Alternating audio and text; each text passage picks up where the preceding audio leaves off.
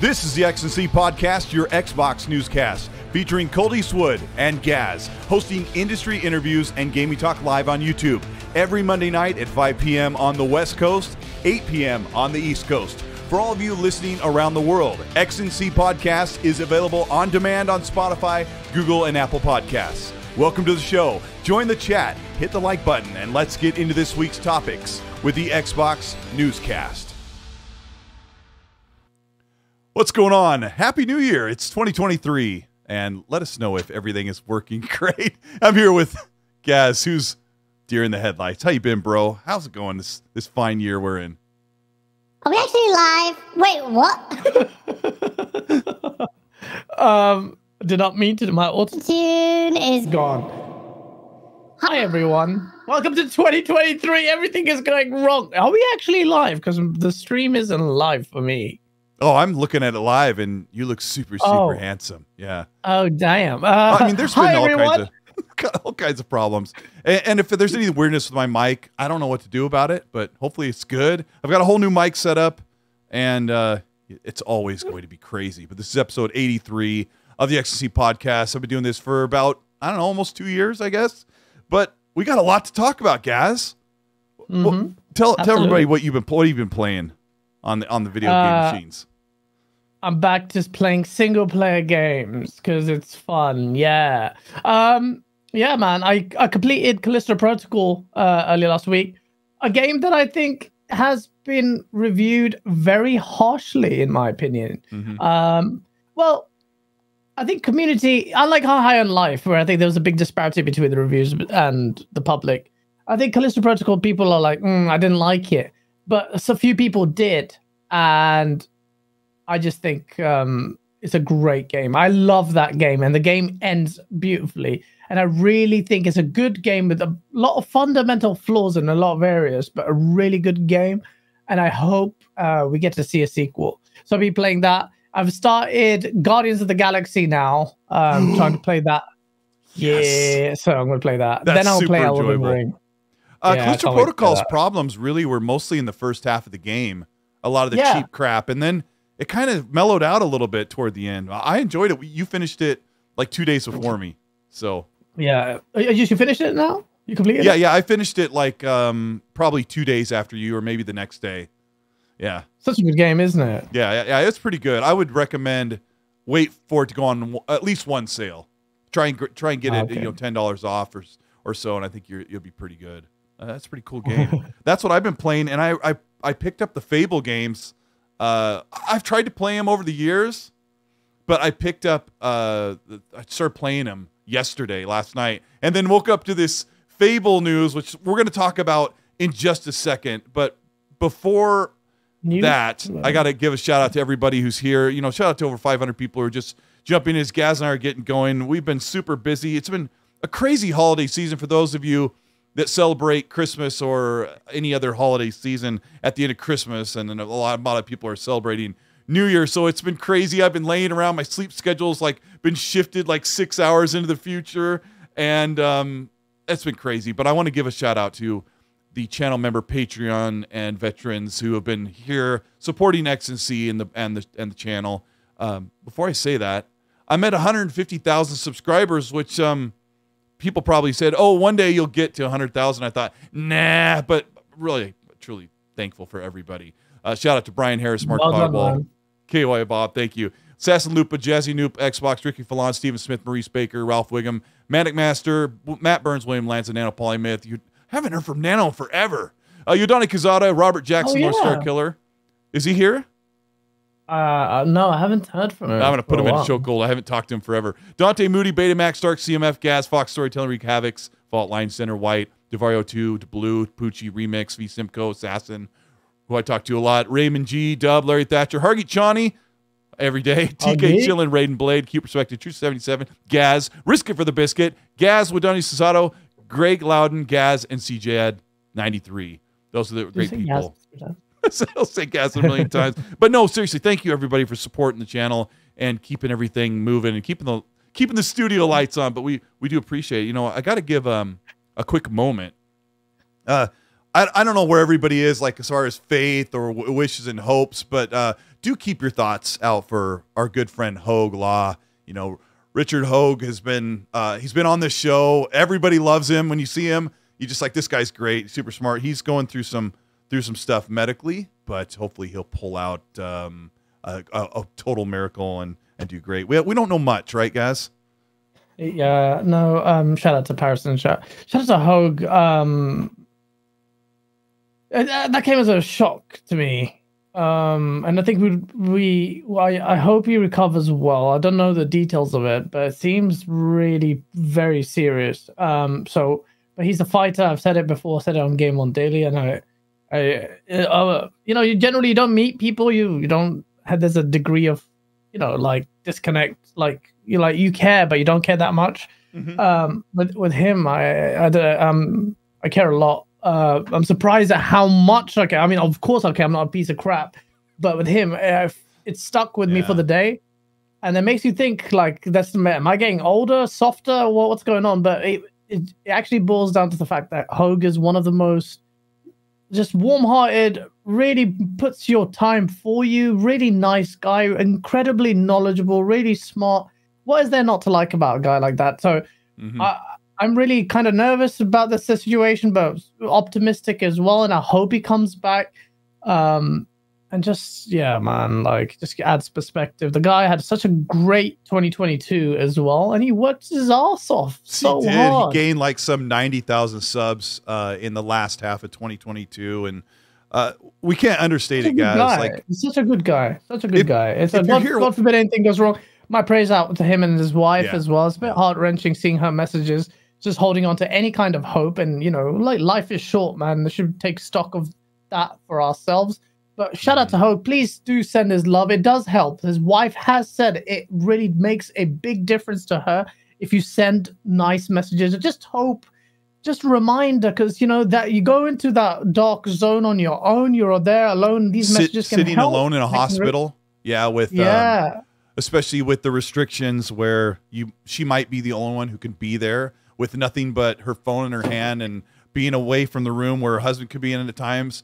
If you're on Twitter, she and what I think is a coworker have given quite a few details about what they think's going on or what they've been told from medical professionals. But I'll just say this: if you're here watching the show, we're all gaming fans, and you live in a world, quite literally, right, guys, where you are connected to people that you love and that you care about, that are connected through an internet connection, because that's the way we are.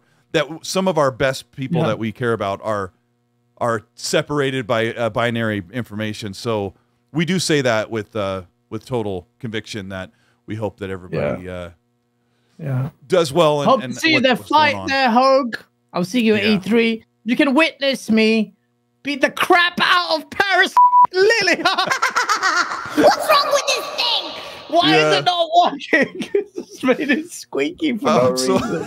I sabotaged your soundboard.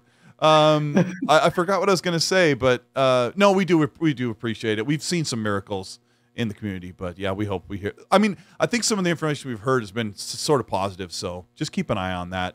People know who Hogue is.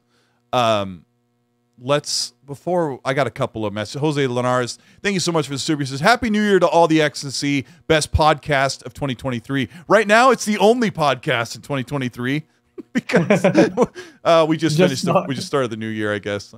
But yeah, Rand and Jez had their podcast yesterday, and then RDX will be tomorrow, and then Boom will have his show, and it just goes on and on. We've all been here doing the thing. Detective Seeds, thank you so much for the $20 super. He says, hope you guys had a great holiday with family and friends. Much love, my brothers. I had like 4 days of holiday family time, so glad to be here with my other part of my family, Gaz from Game On Daily. Ha! Likewise, one more. Poochie says, I'm not going to lie. I'm hoping Xbox can get it together first party wise.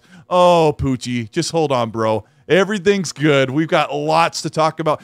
Gaz and I, for the past couple of weeks, were really negative, and for good reason, we think. But we are like so pumped for 2023. Like, there's no way. Like, they would have to literally like have a shit the bed. Yeah, like the head of Xbox would have to grow like 3 heads, and one would be evil and one would be a coke addict. Otherwise, I think everything would be super good. Poochie says, tired of waiting to see things, relying on influencers to get us up hyped. Yes, Xbox needs to do that. But guys, let's talk about the hottest ticket item on the list right now. This new Fable information. I think you should kick it off because some blame went to you. Tell us what's going on with Fable. What happened? Dog. Okay, so 8 months ago, I told you my source, completely legit, told you that there was some problem scoping the game because they had problems with the Forza tech engine, just getting used to it. I've got the clips, got the exact clips on this show. That's all I said. That was 8 months ago. Now, Jez Gordon confirmed this 2 weeks ago or a week ago. He's also hearing that they had some issues with Forza tech. Today, as I'm filming my source video, my Twitter's blown up. I'm like, what's happened now? And then Tim Dog, being nice as he is, he kind of, because we had a party chat, and I was like, Tim, bro, when I said it, you went on RDX to say, oh, Gaz, you shouldn't do that. I was like, you, Tim. Why did you trust Jez and not me when I said it? Because people thought, I don't want to play the insider stuff. I also found out some stuff today about the industry. I'm not telling anyone because everyone who twists everything I say. So I'm not going to say anything. And I know some major stuff, actually, but I'll talk to you about it, Cole. Send me a not DM. About Xbox. Check yeah, no, I'll chat to you after the show. We haven't chat, but I do know. But that's just between me and you. Okay. Because the people in the industry will twist it. And but today, in 4chan,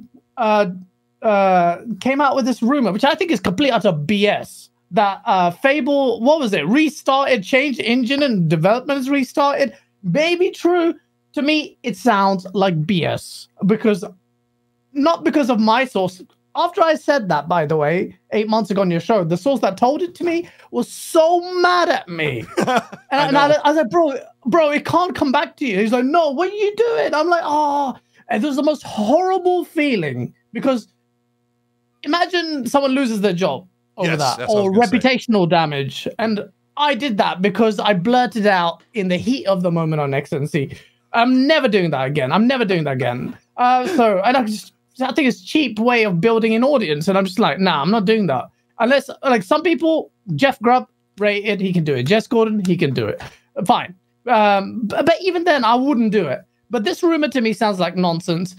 Ultimately, my attitude is this. Like 4chan. I mean, 4chan of all places.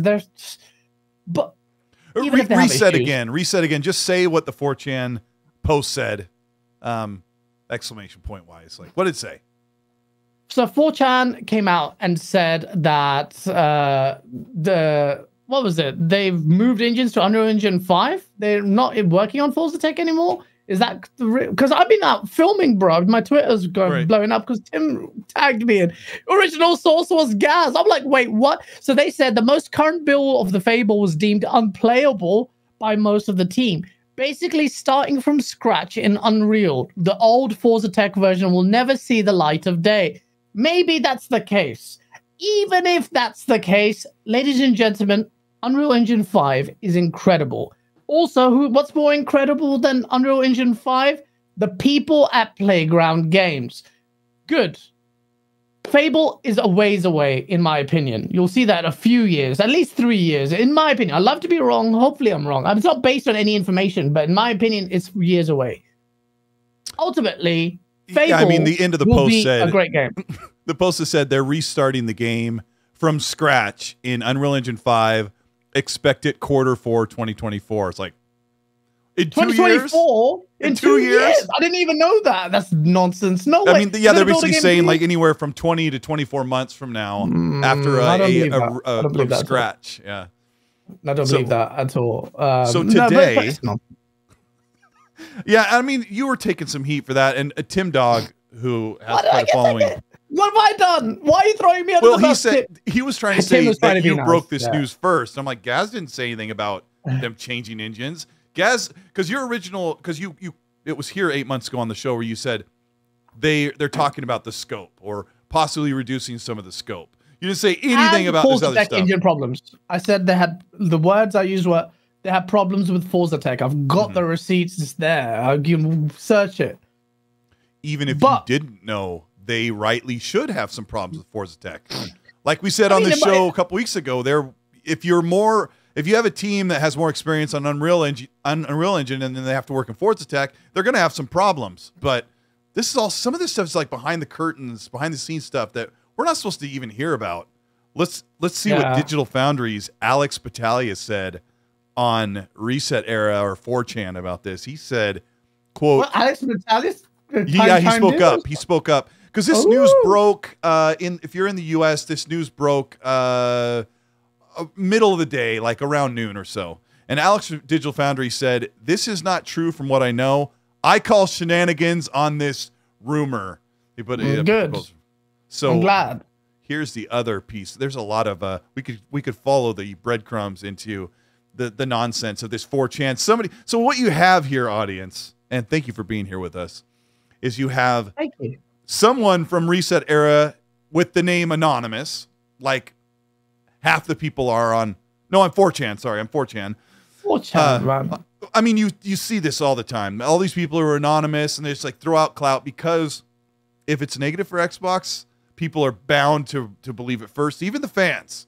So, senior lead engineer at Turn 10 is hiring positions for Playground and for Forza Motorsport. And he says, quote, this is 3 months ago. "I'm looking for an engineer to join me in the game security space to help ship and secure our Forza Tech titles, Forza Motorsport, and Fable." So, I don't know. So, Sebastian Lewandowski, he says, Gaz, with Xbox's track record, I wouldn't be shocked if it was true. Yes, but what about Playground's track record? These guys have not had a single L. They delivered the best rated racer in 2 generations. They have hit after hit in a subgenre of racing games. And it's incredible. They sold well. They carried Xbox up in the top 90 metas. And if any studio deserves a benefit of the doubt, it's them. I mean, why would you doubt them? Yes, it's a different genre. Good. I like that they're challenging themselves. The same way I like Ark and Austin doing Redfall after doing all these Dishonored. Or Guerrilla going away from the first-person shooter and doing Horizon. Oh, Guerrilla, yeah, exactly. It works out really well. If anyone's going to do... And I will say this, and I said this before in your show, Colt. What did I say? Yeah, that this, I reckon... You said, I'm naked again. Fable game. I'm naked again. Anyway... the fact that I can't use autotune without sounding like a chipmunk annoys me. But I was going to say, in my opinion, and I hope, call me out if I'm wrong, but I think, and I love Fable 1, 2, and 3. Play them like immediately. I love them. Although Peter Molyneux gassed up Fable 1 massively, it was still a classic game, beautiful game. 2 also brilliant. 3 got a bit wacky, and then after that went being Fable under Playground Games will be the best Fable game you'll get. This is for the old school Fable fans. You know what Fable was like. We looked at those magazines. Peter Molyneux talked crap about cutting a tree, and when you grow up in the game, the tree won't grow or it will grow. And then we saw those magazines still. Some of you oldies know. Remember where the protagonist was hiding behind, well, not hiding. There was a backdrop and there was a mountain and a forest, and it looked amazing. And I know, Colt, you've just recently started playing Fable. I was madly hyped for Fable because I was coming off the Zelda train. I was playing World of Warcraft as a game which if you played right now, you'd be addicted. Don't play it. And I was thinking that kind of scale where, like, the World of Warcraft nerds will know, you're walking through the Barrens, go up north to Ashenvale, and it's massive. There's this persistent world. Whereas with Fable, it was like this linear track, little play zone, kind of small area, play zone, more area. It is. I noticed that. It's like very narrow pathways over 2 small little fighting. Just but like it's a very old. I've been messing around with the Fable games, and I'm playing Fable 3, and they run with FPS boost, so they run at 60. They feel all right, but when you talk about Peter Molyneux, like I wasn't keyed in all that stuff back in that day. So Peter Molyneux, just to very summarize to people in the chat who may not know this. Fable, when it came out, Peter Molyneux came out after the success of Black and White, a great PC game, like God game, where you had these creatures that could turn evil or good based on how you treated them. You like slap them around with your mouse and looked it was really cool. And if they looked evil, they turned evil. And if it were good, they had angels and halos and like rays of light. And Fable took and borrowed those ideas. But then Peter Molyneux, bless him, and then bless his heart and his ambition, what really overhyped and sold the game. So whenever you're looking at these magazines still combined with what Peter Molyneux was saying, we were like, this is going to be a massive like RPG, because that's what it was. It was an RPG, but it was a very constrained game. The thought of playing Fable like in a massively like wide open world, like with the kind of scale like Forza's world has, that kind of open world, and big mountains. It has a what do you call it? I forget the word. It starts with M. It has a balancing scale for being good or bad. What the heck's what's the word? I'm asking the community to pull morality scale. Is that what it's called? Yeah. Maybe. Morality. Yeah, but yeah, and that's cool. That's trademark Fable. So that kind of vibe in a really wide open RPG world with Fable's very unique fantasy style, its humor, and it had this. It's so even in the nighttime settings with the wolves and stuff at the back to the daytime, it just had this incredible feel to it. It just felt constrained as a result of technical limitations. That now can go. I mean, even with Forza Tech, I can see why they elected with Forza Tech, because the Forza Tech and that engine is so massively impressive. You can see, like, okay, change the art style, supplant some buildings here, and put the characters in. Maybe it will be done. But it's not a racing engine. Audience, shout out. Let's see, we have like almost 1,000 people watching. Thank you so much. Please keep in mind that Forza Tech isn't just a racing engine; it's a games engine.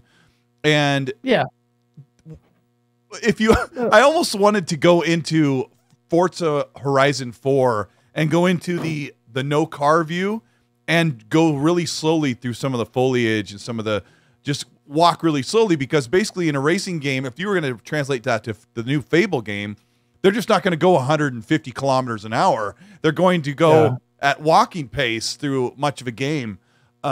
Playground has already shown that they can, in that Forza Tech, they can make the landscape look realistic. Imagine what they could do, Gaz, if they could make that landscape look grounded in realism, but fantastical. A word I like. Yeah. Like the high colors, large mushrooms, just huge, beautiful things and different. It's going to be a beautiful game. It's going to be a beautiful game, and PlayStation guys are going to hate the fact that they don't get to play it. It's going to be their version. Honestly, it's going to be a very big game. Playground's game. It could be like a mini Final Fantasy on Xbox. It's That's a great point. That's a great look. That's a Western RPG with very different, distinct like Final Fantasy with the JRPG, and it's the Western equivalent of that. That's a very good way of putting it. Yeah, I know it has a whimsical look, and I'm watching the chat too, because you guys are awesome. I can't remember who said it. It might have been Michael Matrisky who said, it's not a kid's game. Like, it's very adult, Fable is. And I've yet to experience that myself. And I know I've heard the things that you can do in the game that make it just has that whimsical look.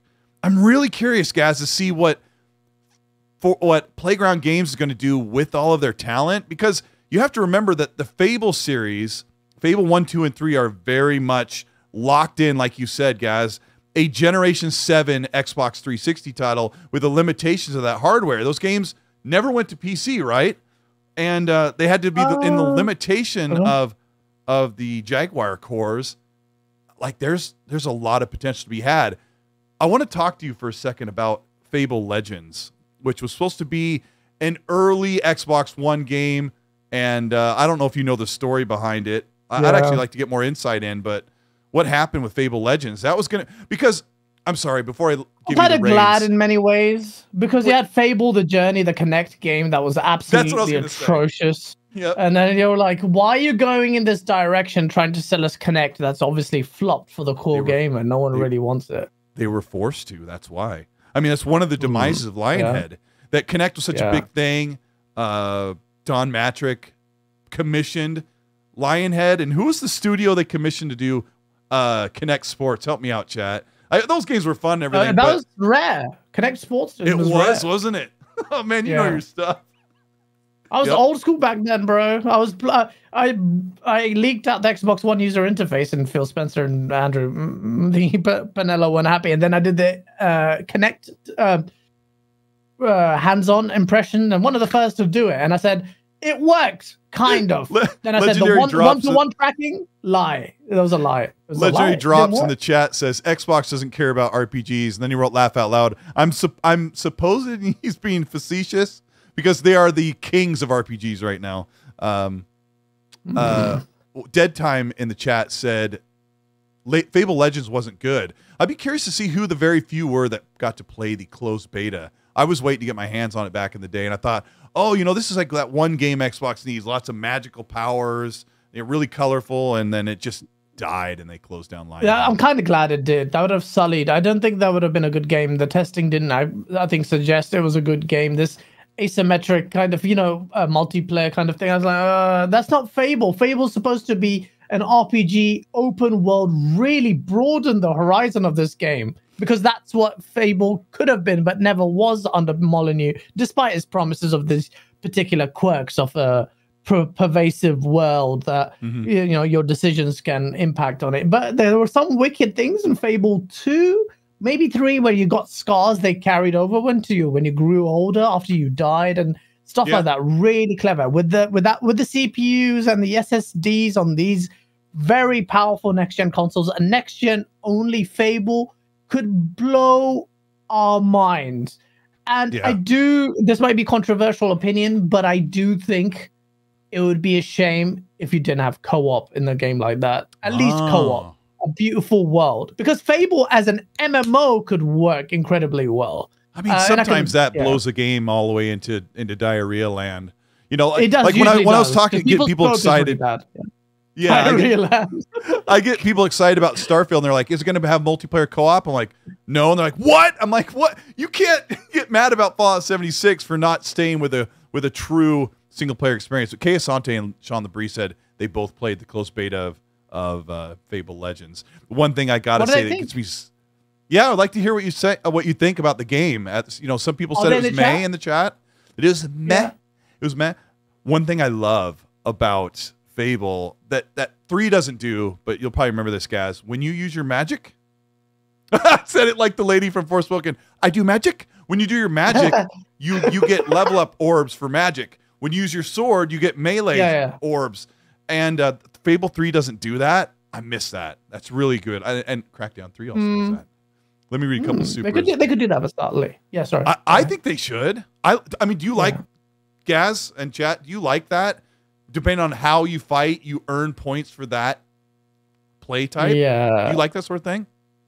I think that would be great. I think that would be great, but if you do it subtly, so it's not, you know, like with Crackdown, you get the orbs for the thing you use, explosions, boom, red orbs, thingy for... do it subtly, so like you don't put it in your face, but you know the game is building your stats like that. That'd be cool, maybe. Yeah. But yeah, I like that stuff. I mean, Skyrim did it too, but it kind of every time you sneak, you start to earn XP, but then you get to put the XP wherever you want. But Lord Meyerhoof with the IDR 20,000, which is about $1.50 in US money from Indonesia. He says, shut up, Gaz. Xbox has no games. Shout out to my Indonesian brothers. Well, not now, but this year on paper, it's so stacked. If they don't deliver, I think barring any craziness, guys, to Guantanamo Bay, because I can't think. Me and you have been very scathing, even down to the fact that the Xbot versions of ponies, which I call them, the brainlets, have been coming at us for being genuinely frustrated on Xbox and asking for better. But at its heart, me and you, even Dealer, I talked to Dealer yesterday, and I could tell there's a very different tone now. Last year, we were like, as soon as the Summer Showcase event happened, we were like, oh, for sake, the whole year is a wash. Dealer said Xbox basically just told us to off for the whole year, and he was so spot on because the rest of the year was dire. But yesterday, party chat with Dealer, talking to you, everyone's like, "Yo, this is the year. This has got to be the year." Like, and Dealer's like, "This is the year. This is the year." It's not and just we're that, like, all hyped now. But we're just like, don't want to say it publicly with conviction because I don't have that conviction just yet until this January event or February event. When it happens, and all they need to do is show these 3 games: Starfield, Redfall, Forza, and release dates, and 1 game, or just and then with and do it like this. Just Phil, listen to me. Do it like this. Show the release dates for these 3 games that you promised are coming in the next 6 months, whatever. Okay, fine. Big ones, and show maybe Avowed gameplay, and say if you want to see more, and just say it like this: this is nothing. This is nothing. This is just the beginning. You want to get your mind blown? Come join us at E3. Boom! We are freaking flying. We are flying, and make sure obviously E3 is freaking crazy. Because I'm flying there. I don't want to fly there and have a show because you kill the. So it's gonna be wicked. It's it's gonna be good. That's the difference. It was funny as you say that. Like the people we've been talking to, and I know people in the chat are like, "Oh, not this again." The negative, like 2022 is dead. Like it's gone. It's totally gone. And we're at the point now where these games, like unless they cancel them, they're coming out. And I think Xbox is keeping that promise. And you're right. It's gonna be good. Like they didn't need to do this January, February event, but I think they're doing it because they realize that they had to sit back and bite down on a rawhide bone for 2022, like and put a tourniquet on. Phil. Listen, people said I will happily be the bad guy. If everyone hates me, let them hate me. But I just want Phil to wake up that day. He's like, oh, for God's sake, that piece of just give a good show so this idiot can shut his mouth. And I'll be like, yes, do it. It's coming. It's coming. Yeah. This is the year. And genuinely, I'm not saying this to pacify people coming at me, because you'll see the source video how little I care about them. But what I want to say is 2022 will be the worst. It has been the worst year for Xbox, or pretty much ever, other than the Xbox One launch year.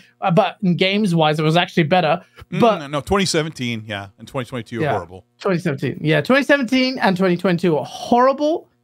And hopefully that will be the worst year we'll ever get, because from now on it should be madness. There's no other way to go. Like I think Xbox was at 2022 is at their worst, at their lowest, and they were sitting there with all these studios. So we're excited. There's like nothing but games coming, and we're gonna get into that later on in the show. I'm gonna crumb with an Australian $8 super says, love seeing the community come together to support Hogue. He's such a genuine guy and deserves all the love and well wishes. Selfish Burrito with the 249 euro says, let us compete. So Dave Angels Gaming Haven, who's been a channel member for 4 months, says at least Playground would be able to import their existing assets to reduce the development time. Looking forward to Xbox in 2023. So we don't think that they've moved to Unreal Engine 5, but I don't know if they have. Even if they did, you think they have? No, I have no idea, but I think the 2 years, look, can they import or export their assets from Forza Tech to Unreal Engine?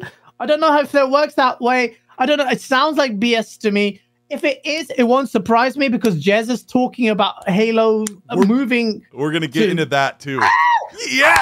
No, let me save that. Let me save that for the Halo discussion in a minute, because that would be a perfect time to bring it up, because it does relate to Dave's chat there about Fable. Mike with the Canadian $10 says, if Unreal Engine was so dev friendly, why did Days Gone take 6+ years to create and launch? Broken. Unreal Engine is not perfect. People are infatuated. Days Gone's on Destiny. Isn't Days Gone on? Oh no, I'm so sorry. I'm sorry. I'm thinking Dead Stranding. Oh, okay. Sorry. Yeah. No. Unreal Engine 5 is really, really impressive. I'm sorry. And it's not perfect. Mike's right. It's not like the save all for everything. So good chat, Mike. Let's put a pin in it for a moment about the Unreal Engine 5. Dub says Fable Legends art style was so good. Was hoping it would carry over the next before Lionhead closed. That said, I have faith in Playground. I mean, if you don't have faith in Playground, what are you doing? Now, I don't have faith in video game companies or studios, but Playground's pretty amazing. Hargeet Chani steps in with a $2 super and says, Fable 2 and 3 had co-op, so he's expecting co-op for Fable 4.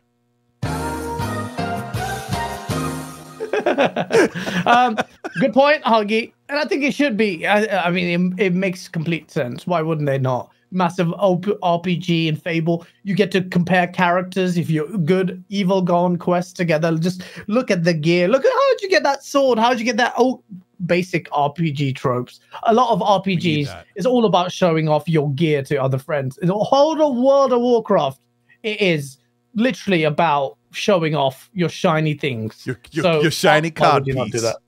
Exactly. So yeah. Good point, Huggy. Hopefully. I think so. I'm confident it will.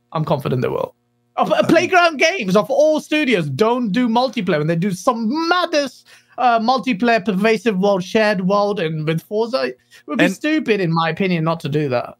And the Xbox team welcomes that. Like if the Fable team says, "Hey, we were going to take a little bit more time because we want to put co-op in here," and Xbox is like, "Oh, so people can play the game for longer and keep it alive longer." Absolutely, take all the time you need. So.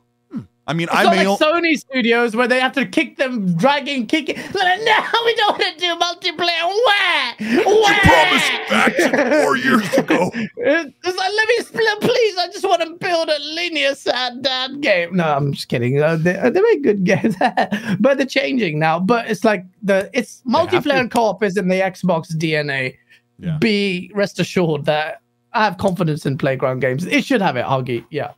Sorry. And they've done a pretty good job lately with their online stuff. And shout out to over 1,000 people who are watching the show. Thank you so much for being here. I didn't ask, but hit the like button if you're enjoying yourself, if you're relaxed, if you're laying back on the couch with your phone or whatever and checking out Gaz and I acting like total Nimrods. Hey, we appreciate that. and speaking of name calling, Nathan Coates with a £4.49 super chat says, hearing Gaz use the word brainlet has made my night. The brainlet has been stolen, appropriated from Ashen Luca. Shout out to her. She uses that so well, and she's a diamond in this community. And she uses lots of other words that I'll never repeat that are like her in her pocket at all times. Yeah, she's hilarious. Ace Out Gaming says, thank you for the super. Ace Out, he says, if Xbox doesn't have many great games this year, Colt and Gaz will wear Sony pony masks for a few episodes.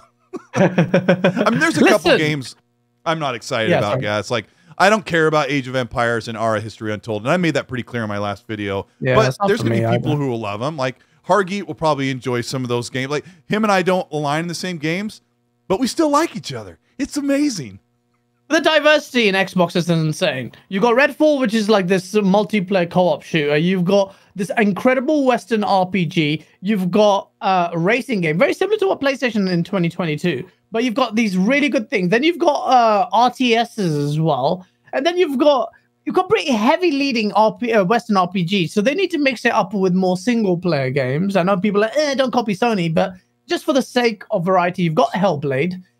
So that's good. But just a little bit more variety. We're going to get that once ABK gets done after this considerable. And I'll say this now. ABK is getting done. 100% it's getting done, but it's getting delayed. Just being longer. It's going to be longer. Let that battle happen in the background now. Don't expect that to complete. But there's, in my opinion, I will be shocked if ABK doesn't happen. Because what does that mean for big business and consolidation all over all the tech industry? No way, in my opinion, that will go ahead. I don't know. I mean, in my opinion, Microsoft played their cards terribly, but that will happen. But when that does happen, that's a conversation to have in the future. I think ABK will really change Xbox's fate, but it's a very hard task, by the way. Don't think it'll magically change Xbox's fate. The studios within ABK need help. To fix those studios is going to take a lot of work. It's going to be a project, but it's a good one because it goes to show that Microsoft will learn a lot from fixing ABK studios, trying to revive old IPs, which they said they have, trying to maintain the quality bar and churn out COD in a decent cadence to, replenish any monies they've spent. But yeah, there's a lot there. There's a lot there. It's very exciting to be an Xbox fan, despite the frustration in 2022. And I'm just glad we got rid of that shoot. Yeah, sorry, Cole. It's going to be good. This is the year for content creators. This is the year for Xbox fans. This is the year for hope. Let's go, Phil. Don't let me down. I know where you live. I don't know where you live. But yeah. I've heard there's quite a bit of frustration with leadership dealing with the dirty laundry aired with the ABK thing, which we don't even have on the docket today. So, but it's not been fun for us with the ABK stuff, unless you're Destin Legary, like he's gained like 3,000 or 4,000 subscribers this past couple months, talking about every little detail of ABK. And I was talking to him behind the scenes. He's really enjoying like diving into all the information. But us as fans, all of you here, the 1,000, 1,100 people who are watching, like you're excited about the games, and there's tons of games coming. I got to talk about the biggest game. And before I get rolling, I got to say, we are in a good spot with this game. And I am hearing that Starfield from, how do I need to illustrate this properly, guys. I talk to people who talk to people pretty often. And when a big game's coming up, I'll hear from those people, yeah, it's not the hype train we were hoping for. Or, yeah, it's okay. Yeah, I can see this game getting like an 80 Metacritic. I hear this a lot. And then a week or two later or months later, the game comes out, and I'm like, dang, those people were right. So this same channel of people I've talked to are saying that Starfield is bigger and more ambitious than they were expecting. It is bigger than anything they did in Skyrim. It takes everything they've done in Fallout and Skyrim and raises it. And the feel, bro, and I thought you were going the other direction. I thought you were going, oh no, I'm finally being happy about 2023. I'm talking about this game. The way you dropped that, it was so a roller coaster. I'm like, oh, no, I'm trying to tell what just happened. Says, your stuff still stinks, Colt. I'm trying to explain that I've talked to these people. I've been hyped about games. I was pretty hyped about Cyberpunk, and I heard from the same thing. Like, this game is going to have lots of problems before anyone else was hearing about it. And I just kept it quiet. So I could not believe, because Starfield is going to be a banger. So that's what they're saying? I expect Starfield to be a certain level of advancement beyond Fallout 4. And Fallout 4 is really great. It's not the best Fallout, but you expect them to have a certain amount of pushing beyond that envelope. But I'm hearing they've really nailed it. And the sense of scope, this is one of those games that if you go into your office or wherever you work at your warehouse, anybody who's playing the game, that's what they're going to be talking about. Starfield is supposed to be freaking awesome. That's the one game. That's the one game that has to smash. More than Forza, more than Redfall. That game. And what you're telling me there, you're tickling my testicles. You're tickling my literally like I'm there. We haven't met, but I can feel your calluses. Okay, that's a bit too much detail, but yeah. No. What is people listening to this is such a wrong podcast. What are these two making love on camera? I shouldn't oversell it, but I'm just telling you what they said.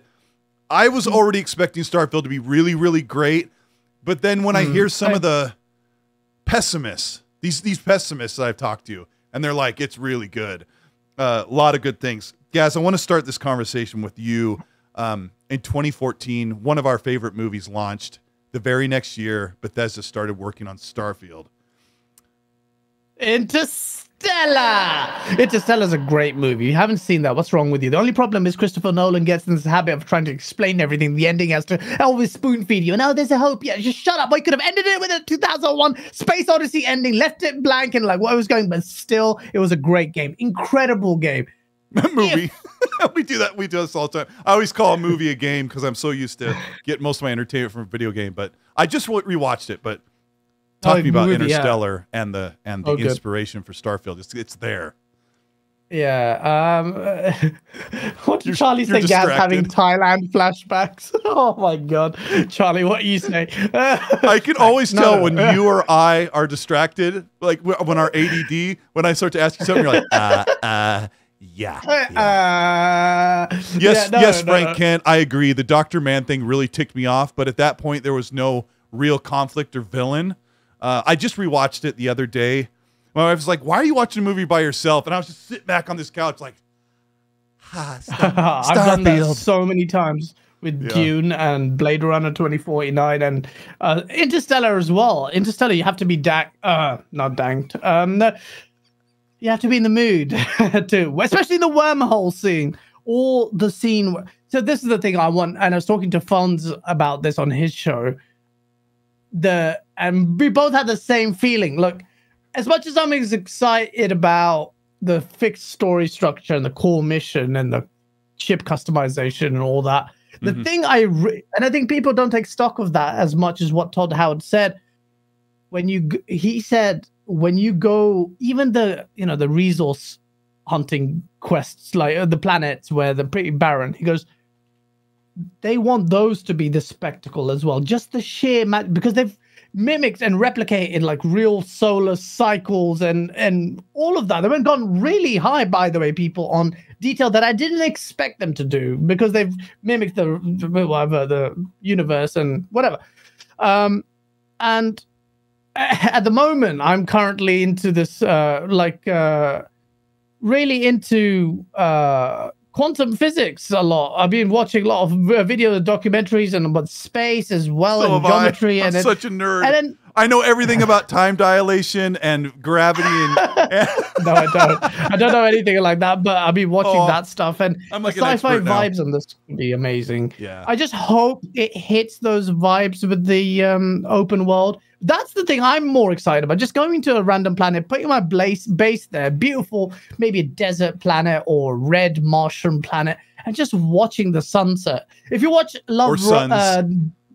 Suns or multiple suns, or seeing like a big Saturn-looking planet, like that you can still see during the daytime, like stuff that we just get this regular old lame sky here on Earth, but I think there's going to be big things. This is a big game. People want to downplay it. Yeah, the PlayStation are definitely desperately want to downplay it because they know a game of this scope is not coming on any platform for the foreseeable future. Elite Dangerous is a great game, but obviously, if you've played Elite Dangerous, great game, doesn't scratch the surface of a core. It has enough meat as a core game. You have bloody what's it called? Star Citizen, like massively ambitious. Has been in the work in alpha for years. When is it going to see a light of day coming out of full release? God knows when. So there's no comparable game to Starfield. Other than whatever that game's called that's never coming out. I think, did you just say it? Star Citizen. Yeah. I'm trying to write a poll. I'm sorry. I know. I was this close to listening to you. Keep going. Again, Star Citizen, which has never come out. So there's a game like this that's never come out. It's going to have a core story, and also people, because the scope it's in space, the prospect for future content. I know people like DLC, but there's so much you can do potentially with this game. So this is going to be, and they've talked about it. They've talked about not just community mods and stuff. This is going to be a game you're going to be talking about potentially for about the best part of a decade, unless it completely flops, which I don't think it will. So no, I don't think so. And I also think when you were talking about the ship customization and the 1,000 planets, like that's for the diehard. That's for those that played Fallout 4 that went out and looked for every single settlement and just scoured the map. Like that's not for everybody, but that's for me. Like I'll go to lots of planets. In fact, I could find myself enjoying the soundtrack, flying to planets just to get 2 or 3 minerals that I need to get back and finish building a certain type of the base or a certain wall or whatever. Mirrors?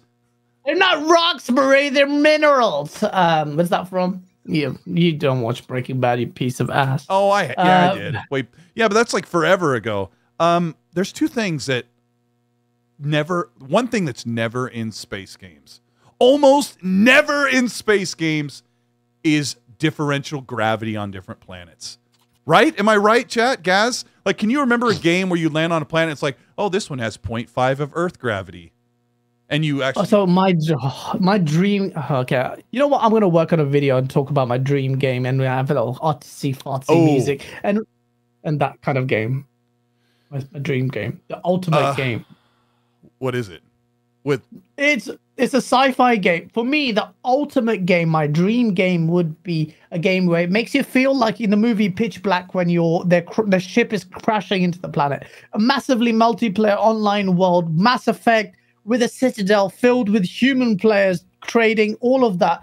go into space, real-time atmospheric entry, have a pilot, actual player who's a pilot, who's trained as a pilot, as skilled as a pilot. You have an engineer class, you've got battle classes as well, sniper, all of that. You have engineer, medic, pilot, you go onto a planet, it's just this massive world, worlds, and it's just feels real. Like, doesn't hold your hand too much. You have to, like, you land on a planet and like the oxygen levels are really low here, guys.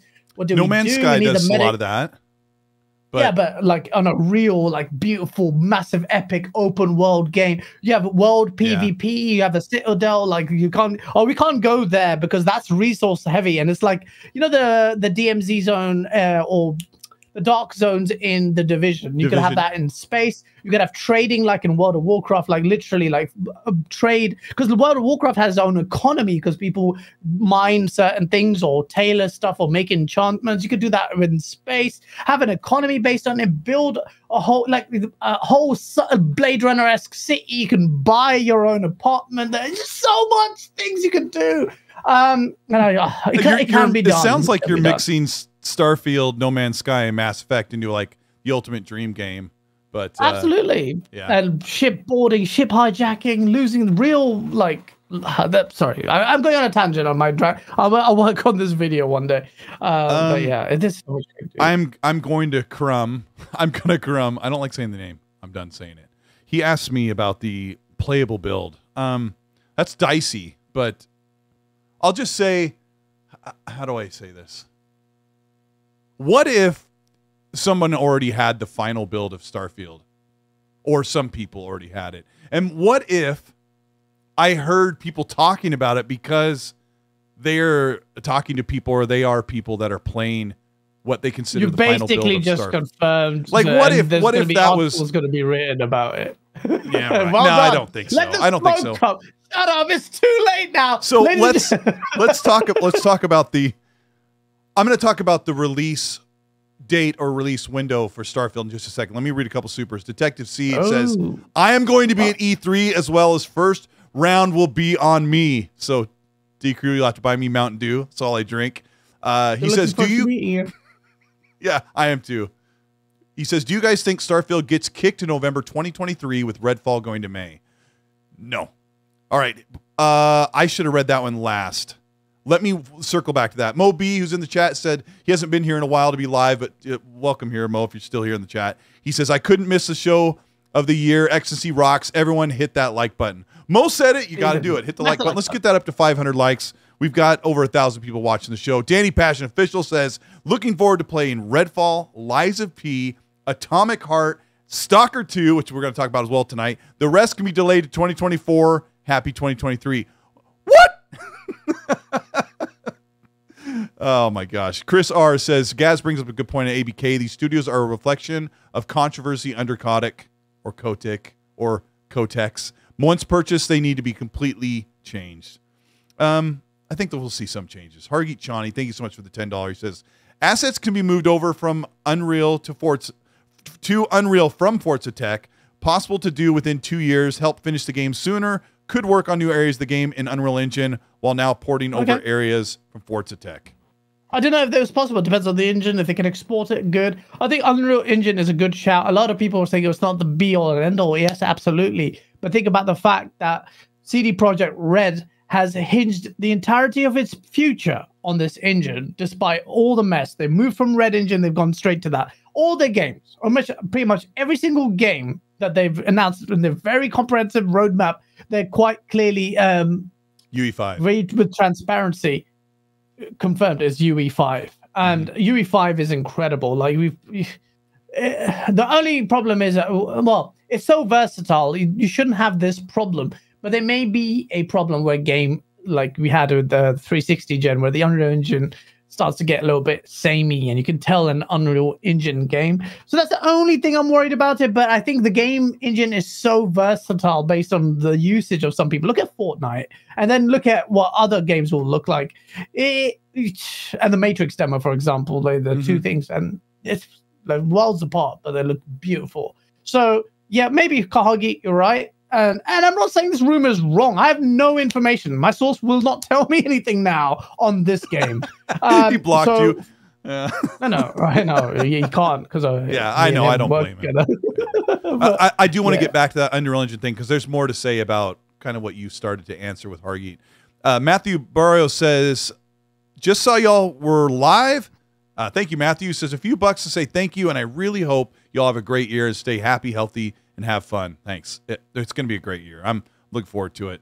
Fire Shadow with Australian 5 says, Colt, Gaz, love the show. For me, Starfield must be a minimum 60 FPS. Already dropped a few immersion mechanics like fuel, surface flight, which has me worried.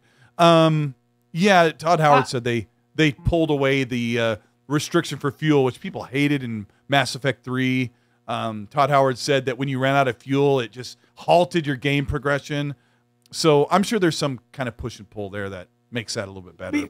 But what he did say was that if for those people that really do want that kind of experience, they can actually either through mods or through game design or through options let people do that. They might. So I get it.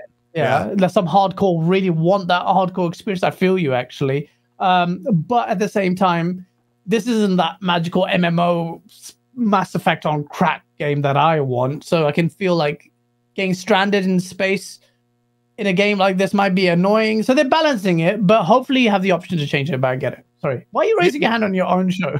Because I have a comment. I am right now. I'm stranded in No Man's Sky. I can't move forward on the main quest because I have to go to the galaxy map, which takes you to different constellations, and I need hyperfuel and hyperdrive, like these two things that I have to go find a planet that actually has the minerals so that I can sit down, use all my fuel just to make it. Like, be careful what you wish for.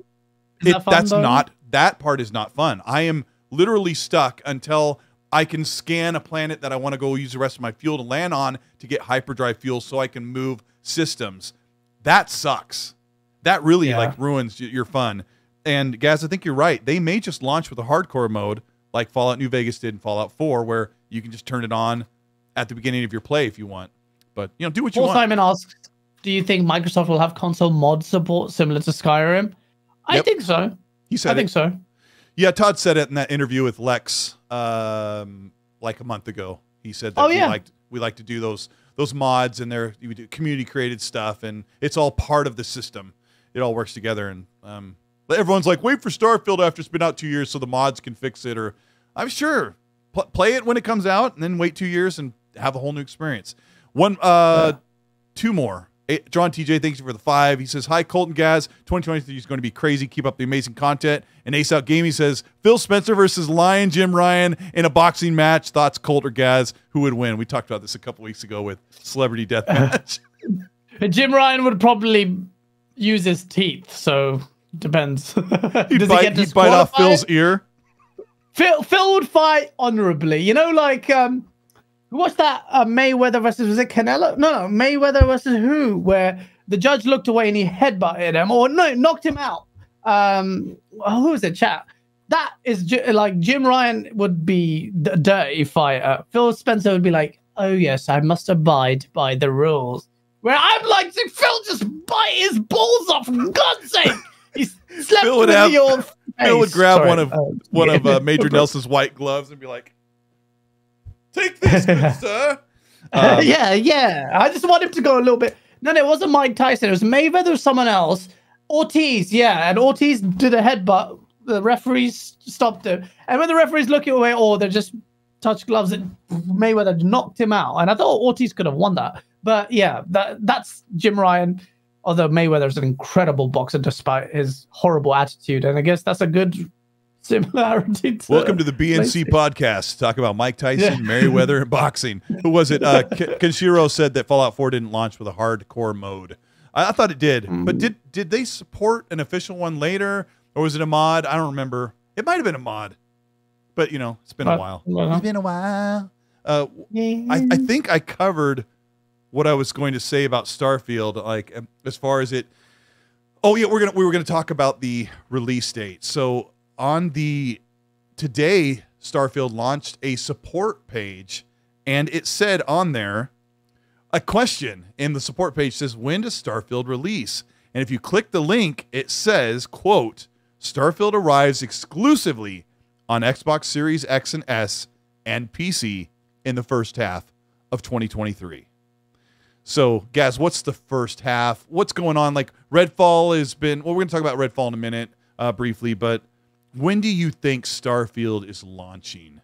What's your best you know what guess? would be really good? March. If they released it in March before Redfall, that would be such a ballsy move as well. Let's just be like, yo... because you start off with a big bang.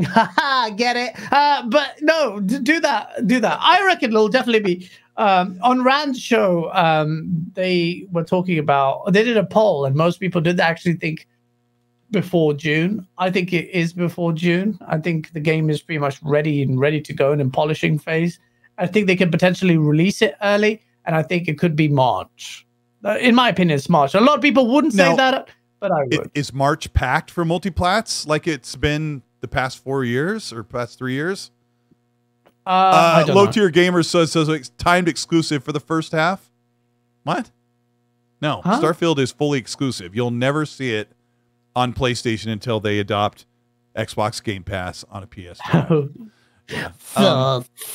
What is your thoughts about? I'm totally in the camp that Starfield does not need to release after Redfall. That was 2022, early 2022's projection, and that changed. But it sounds like Redfall needs more time, and Starfield does not. What do you think about that, Gaz? I think you're probably on the money there. If the rumors are suggesting that internally they delayed it by 6 weeks, it's not a long time. But if Starfield is pretty much ready based on the rumor mill, then pretty much I think it would also tactically be very good. Optics wise, boom, here we go. Led with the big one, Starfield. And that would actually, don't think it will eclipse Redfall, because people will be playing this game now. It's like, Redfall co-op experience, very different. Let's try this out. A race is coming. And if you've done that, right, and for whatever reason, and not that I'm suggesting that Forza is not ready, I have no idea about it. But if, for instance, these two games are bang, they've done well, Forza's not ready, and it gets delayed to like September or after the 6 months, even I wouldn't be annoyed about it. But I'm like, all right, you kind of broke your promise there, but it's fine, because you led with Starfield, it killed it. You led with the Redfall, you killed it, and at E3 you showed XXXXXX. So that tactically, if you're Microsoft, lead in strong, because you had a bad year. Going boom. The optics would be great. The press would be great. We would be hyped, and then boom. Then you're off to a great start. Momentum is there. You have to do that. You have to have a shock to the system. If it's an event, then it has to show lots of good things. If it's a game release, then go big. That's how you launch it. If the games are ready, of course, and they can do this. In my opinion, I think based on what I'm hearing from whatever the noise and the world and social media, Starfield is ready. Redfall isn't just yet. A little further away, sorry, I should say. So Starfield first. I can't imagine if Xbox was giving key people a final build of Starfield. I can't imagine it. It's definitely not incomplete. It's probably just looking for little pieces of final. I'm sure you can do quite a bit of polishing and repair in a couple months. Kid Smooth in the chat, who gives a $5. Thank you, Kid Smooth. He says Starfield, and this is his prediction, Starfield March 23. And if he's smart, he's looking at what day of the week March 23 is. I don't know, but he's probably looked into it, trying to make a good educated guess, which is smart. Kid Smooth says Starfield's March 23, Minecraft Legends in mid-April, and that leaves Redfall for May 5th, and then Forza late June. That'd be mad. Think about it. March, April, May, June. Starfield, Minecraft Legends, but okay, fine for the masses. Redfall, then Forza, then E3, and all the events and possible last year release of a game. Could be Hellblade. 2023 would be one of the best years Xbox has ever had, ever. If that happened. If Xbox is doing things, if everything's going right for Xbox, that E3 showcase should have almost nothing to do with the games we're going to see this first half of the year. Like, that should all be out of the way, onward and upward, definitely. Even if it means here is a big chunk of gameplay for Hellblade, which they are pushing to get out, which we'll talk about that in a minute. But, Kid, with your predictions, which sound like very well thought out. Have you also thought about Atomic Heart and Liza P dropping in there? Can those sit in the same month? I think so, yes. So kids got a very smart guess there. Let me grab a couple more supers here. We got Fire Shadow. I grabbed that one. Let's see. Israel Billette says, EA can suck it. Star Wars RPG mods galore. Come on. At this point, the only good Star Wars content outside of a couple of the shows is the games. The games have been pretty good. Spinal 11 with a $5. Thank you, Spinal. What are you going to say, Cass? Yes, I said facts. Yeah, no, yeah, right. Except for I agree with you. Rogue Squadron. Not facts or opinions, but yeah, facts. Opinionated facts. Spinal 11 with the $5 says February and March are loaded. Try May. Yeah, that's kind of what we're getting at. I think I agree. Risk it for the biscuit. Says, been saying since the showcase when many believe that it would be delayed again, that it would come in the first half. I think he's talking about Starfield. He says they cannot delay again for those optics. He's like an echo. He's now adopted a parrot mode. So he'll just say what I say. That's good. You'll have less L's that way. Shut the risk it. I love poking. No, risk it's right. I think there's a lot of people that are really concerned that Starfield's being pushed into next year. And I mean, if it meant the game would be perfect, maybe they would. But I think at this point, they've had plenty of time. I think they gave themselves really almost an entire extra year. Plus the game's been in development. Let me count my fingers. Wow, that was long. Like almost 6-7 years, right? I was like counting. This is how I used to do math, even when I was like in grade school. Just count on my fingers. I almost called him Minecraft Johnny. Minecraft Johnny. I just imagine Hargeet's beard and just Minecraft. I'm gonna make a Minecraft character of Hargeet and send it to him. That'll be great. Yeah, just his beard. Like you'd have to put the half of his torso would have to be the beard color for it to work. But I love Hargeet so much. He says, I could see Redfall in May. I wouldn't put Starfield in May. Zelda comes out mid-May. Todd usually likes number games, so maybe 3/23/23, which is a good shout for March. Well, I should. You flip your numbers. Bloody Americans. 3/23/33. 3/23/23 would be March 23rd. He says, or 3/21/23, which is March, like a couple days before. But Zelda's huge, but Starfield can launch the same month. They're two totally different games. Like that would be big games to talk about, but it will eat them up, right? Yes. Yeah. Zelda. Absolutely. Zelda. I'm sorry, chat. For me, that's game of the year potentially. Shut up, man! You never even played Breath. Oh, you did. You didn't like it. Breath of the Wild was good, but its dungeons sucked. This could be a game where. Wow, what a caveat! Zelda's good, but the dungeons suck. But when you hit something with a stick, it's cool. Why? Just shut up. Listen, everything else. There's so many good things. The world was great. The vibes. You just felt sucked into the universe. I think it's overrated. Hey, do your Friday soundboard. But we just hit 1,200 viewers. Oh, 1,200 views! Yeah! Wait, I gotta dance like the Microsoft people when they launched Windows 95. Like Bill Gates is doing this little hop. Oh yeah. Oh my gosh, you're so nerdy. Yeah. You know, shout out to that many people watch the show. Let me move forward. Highlander says, would love planet with zombies or vampires in Starfield. That would be awesome. No matter how great Starfield is, ponies will just flame it. Guess, are there going to be humanoid? We've seen 0 humanoid aliens in Starfield footage. What? What do you mean humans? Humanoid. There's been no like upright walking aliens. We've only seen critters and creatures. Good. I'll tell you why it's good. Okay, if you're because when the early announcements of early vidocs of this game, Todd Howard said that they also wanted this game to kind of make you think of the existential questions of life and stuff. So what that means is you should get a lot of these like crustaceans or reptiles or these kind of creatures as standard. Under the sea. Under the sea. But you can whenever I hear the word crustaceans, that's like when I learned the word was when that movie came out.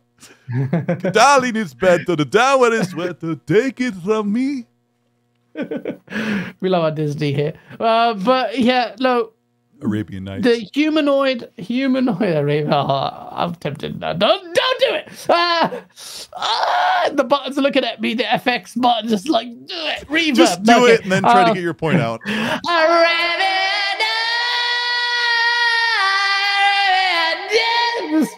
Literally 2 a.m. and this is me screaming that. All my neighbors are like, "What the fuck?" Me make sure my windows are not open. Just so everybody knows, Gaz came to this show on accident. I did not ask him to be here. He's okay. What were you going to say about the experience, the human experience? you're gonna see that. Like, if you know Elite Dangerous, well, kind of slightly different because they're more squid shaped.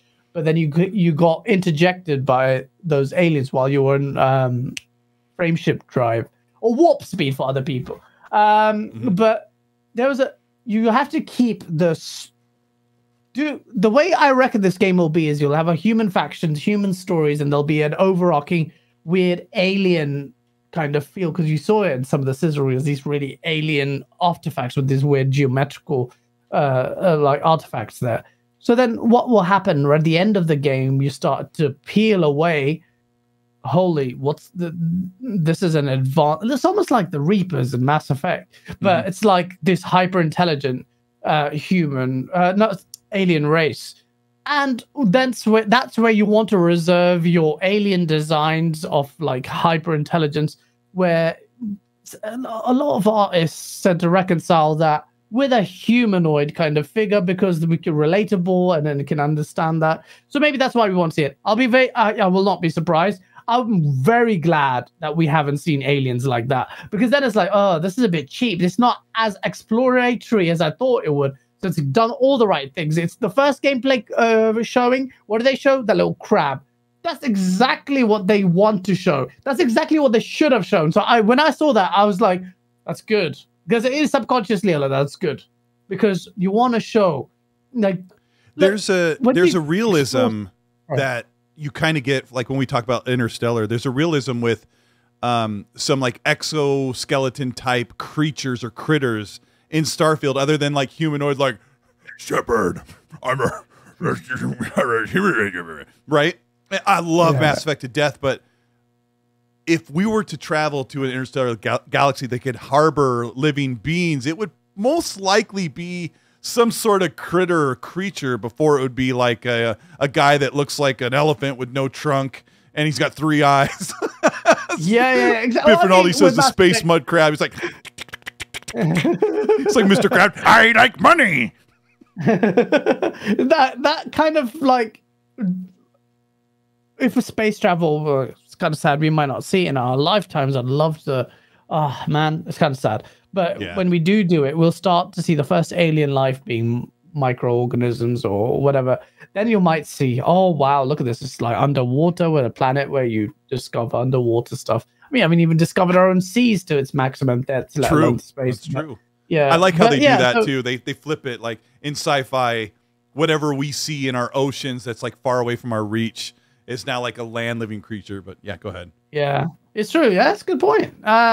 So yeah, I'm sure they will have that, and I'm really intrigued, and I hope they get that alien intrigue right. And I hope that even if they don't show you an alien like that, and it's based more on human stories and the factions, but pervading through that is this like vibe, like okay, there's something there, like these artifacts we've seen, it's leading to something. It's something crazy. Almost kind of like where Halo Infinite did with no, actually not with the Endless. Ignore that. But just give that and the promise of more, or then you come back and you find like that ends the game, and you're like, holy, what the hell was that? It's like the precursors, Prometheans in Halo, that kind of vibe.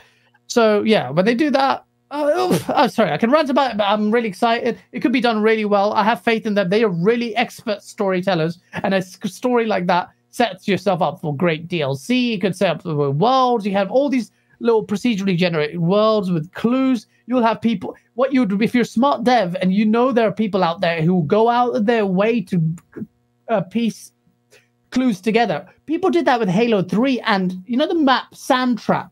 There was a guy who saw this glyph on the inside of Sandtrap, and for years he had a folder and he followed a lore of the endless from that glyph. But that was the story became canon. Obviously, 343 butchered it, but it became, and that kind of vibe, those subtle stories where the community is piecing things together, like little hieroglyphics, really advanced code. People will do it. There's so hyper intelligent people out there. So then they decode stuff, and there's a story event, live event, or whatever DLC. Then it's that kind of thing that would be really good. Let me ask you one more question before we stop talking about Starfield. Even though I could talk about it all night. What if, because I don't think they've been real clear, what if some of the humans you encounter, some of the human allies or enemies are from another galaxy? They're not transverse from Earth, and now we're a spacefaring species, right? There are other humans in the game, Gaz. What if they're from another galaxy? They're from their own Earth-type planet, and they're human creatures. Like, you think that's possible? I mean, it could be. It'd be very interesting. Didn't get that from the story. I mean, do you think that every human you encounter in the factions are all, our generation left Earth long ago and now we're all out here in the expanse? Or do you think we're going to meet humans from another galaxy in the game? That's a total guess. That could be a really good narrative trope, actually. It's funny you said the word expanse. If you watch the Amazon series now, The Expanse, a lot of people have been brought up in that series, like in Mars, and they're called Martians because they lived in Mars, or in asteroids they're called something else, not the roids. That sounds weird. Whatever they're called. So they've lived there for so long. They're from the very hem of the asteroid belt. Yeah. Paris is going to be the crap out of the 83. But yeah, there's a lot you can do there. This is why I love space. I love space. I could talk about it forever. But yeah, that's why Starfield is amazing.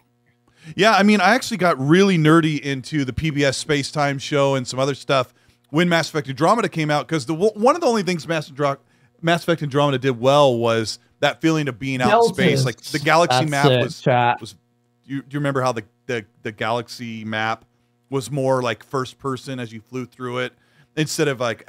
Anyway, I really got into it, but let's move forward. Let me read a couple chats here because they're kind of got a couple people coming in here. Risk It for Biscuit says, if they delay another tentpole game, I'll be peeved. And you'll be peeved and you'll deal with it and you'll like it and you'll love it. Love it. Love it. I love it. Love it. Tim Dog, I love it when you throw me under the bus, Tim Dog. I love it. And I've been talking to Tim. Tim is, it was really cool to talk to Tim the other day. I didn't tell you this, guys, but I talked to him last night and he was like really venting about how 2022 ended. But he's so excited about the next year, so it was really cool to hear him, express how he feels, because he's awesome.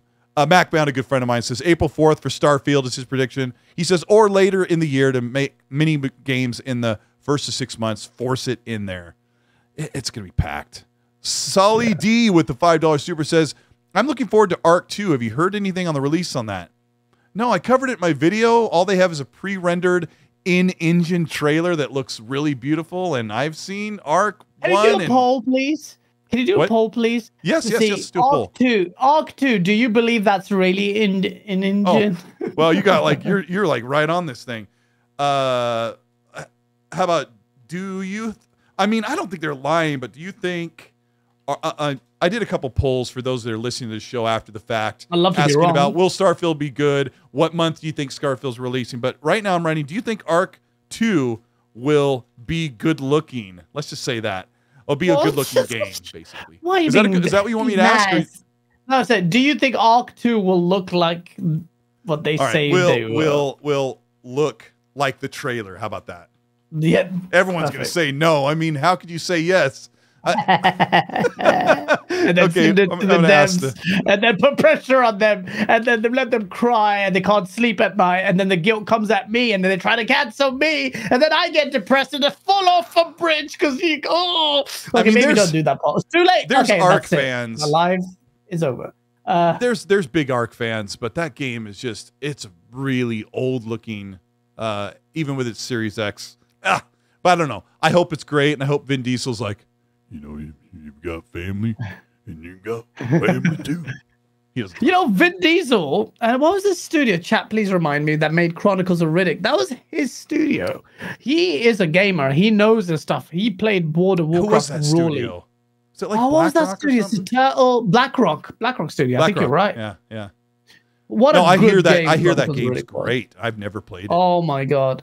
You know one thing, I haven't finished it, and everyone, it's known to have the best ending or the best end sequence in one of the best, end sequence in a game, and I haven't completed it. And every time I get far in it, something happens. Same with I couldn't play it because it would be the dustiest game if I tried to play it in 2023. Yeah. Let's see. We got. Thank you for that, Sully. We're gonna ask everybody. Here's another one from I'm Gonna Crumb, who has an $8 Australian super. Thank you so much for this one. He says, got that support website ready to shadow drop Starfield at the January showcase. He's saying that they launched that Starfield site today. So he's making a joke. They're going to shadow drop Starfield in the January showcase. I don't know. I'd really be curious to see what this supposed final build to release or going gold like Windows supposed to be for your typical testing. But Assassin, who I've been talking to on Xbox Live like all the time, says, if Starfield came out in April, Microsoft can get a little bit of revenge on Sony by launching it next to Horizon Forbidden West DLC. What is the name of that DLC? No, who cares? Fire or something. It's not even on the same radar. That's not competition. No, Horizon DLC. You think it's comparable to... They don't care about that. What if Zelda Breath of the Wild... Zelda Tears of the Kingdom like moves to like they're just watching for that Horizon Zero Dawn DLC. Okay, now. You never know, man. Zelda could come after Starfield. That'd be trouble. If I was Starfield, I'd move away from Zelda's line because that's going to be media galore, just justifiably. So I think you can release after, but not just. Might be able to release a week or two after, but not a week or two before, right? Is that what you're thinking? No. I would release it week two before. Oh, I guess. I guess you'd have 2 solid weeks of insane. Question. I don't know. Yeah, I don't know. Yeah, because I guess I could pull the chat. Yeah, what do you think? I wonder, because I've seen a lot of games try to shoehorn in a week before something big, and they still get stomped. I think either way you get stomped. Psychonauts, thank you for the $2. Says I see Starfield's release date in early April. I'm seeing a lot of Aprils. That's not bad. Guess what's coming out in April besides Dead Island 2? Is Dead Island 2 coming out in April? Yeah, it got moved to like April 20th or something. Bro, how are you gonna make videos? These are big games coming out. Like, I cannot wait. Dead Island 2. Oh, We're gonna play so much stuff. Chat, what's coming out in April that comes to mind? Big games. I know Dead Island 2 got moved there. I actually don't know. I kind of live my life one or 2 weeks at a time. And I stopped making I used to make little graphic calendars. This game's coming out then. But I don't do that anymore. Risky for the Biscuit says, whatever Gaz says is wrong. Pony. Risket loves us. Risket's awesome. I was talking to him last night. You have my condolences. I've been talking to him a lot. I can't remember if we were playing Fortnite or they were playing Fortnite, but shout out to him. Infinity Hand, thank you for this $2. Says Kirby at 12% power dunks on Nintendo IP, on every Nintendo IP. Kirby at 12% power. Oh, that's funny. I heard the last Kirby's great. Psychonauts is another one. Don't forget Ghostwire Tokyo in March 25th, 2023. On Game Pass. We just heard today that Ghostwire Tokyo is launching in March on Xbox with expanded content included with Xbox Game Pass. I didn't know that. I must have missed that. Today? Yep. Today? Yep. Oh, okay. Wicked. But keep in mind, what's that? See, Ghostwire Tokyo looked like a really good game, but it's not a game I ended up buying on PlayStation. It was because of the reception of it. Now, if it was stayed on exclusive on PlayStation, unless I got it on some really fire sale, probably wouldn't have bought it. But now it's on Game Pass, 100% playing that day one. You know what? Most likely. I love I love this. My favorite character in now this is going to sound really corny. Some of my favorite characters are the character from Overwatch and Paladins that throws out like this. And then there was a character in Battleborn, which people didn't like. I don't know what it is about that first person animation. I can't really do that on a show, on a camera. But there's something so satisfying about whack, whack, whack, whack, whack. I don't know what it is, but I like it. So I hope I enjoy that. Do you know what I mean, guys? Naruto fans. Yeah. I remember there was an Xbox One game, Beatdown or Breakdown, where it was a first person. It was like they had that as well. What do you remember this one? Where you put your hands together and then you'd go. Yeah, to look like, oh, that's what a vagina looks like. Yes! But, oh, shit. Sorry. Oh, sorry. Double sorry. Ponies still rely on that to get our knowledge on. We've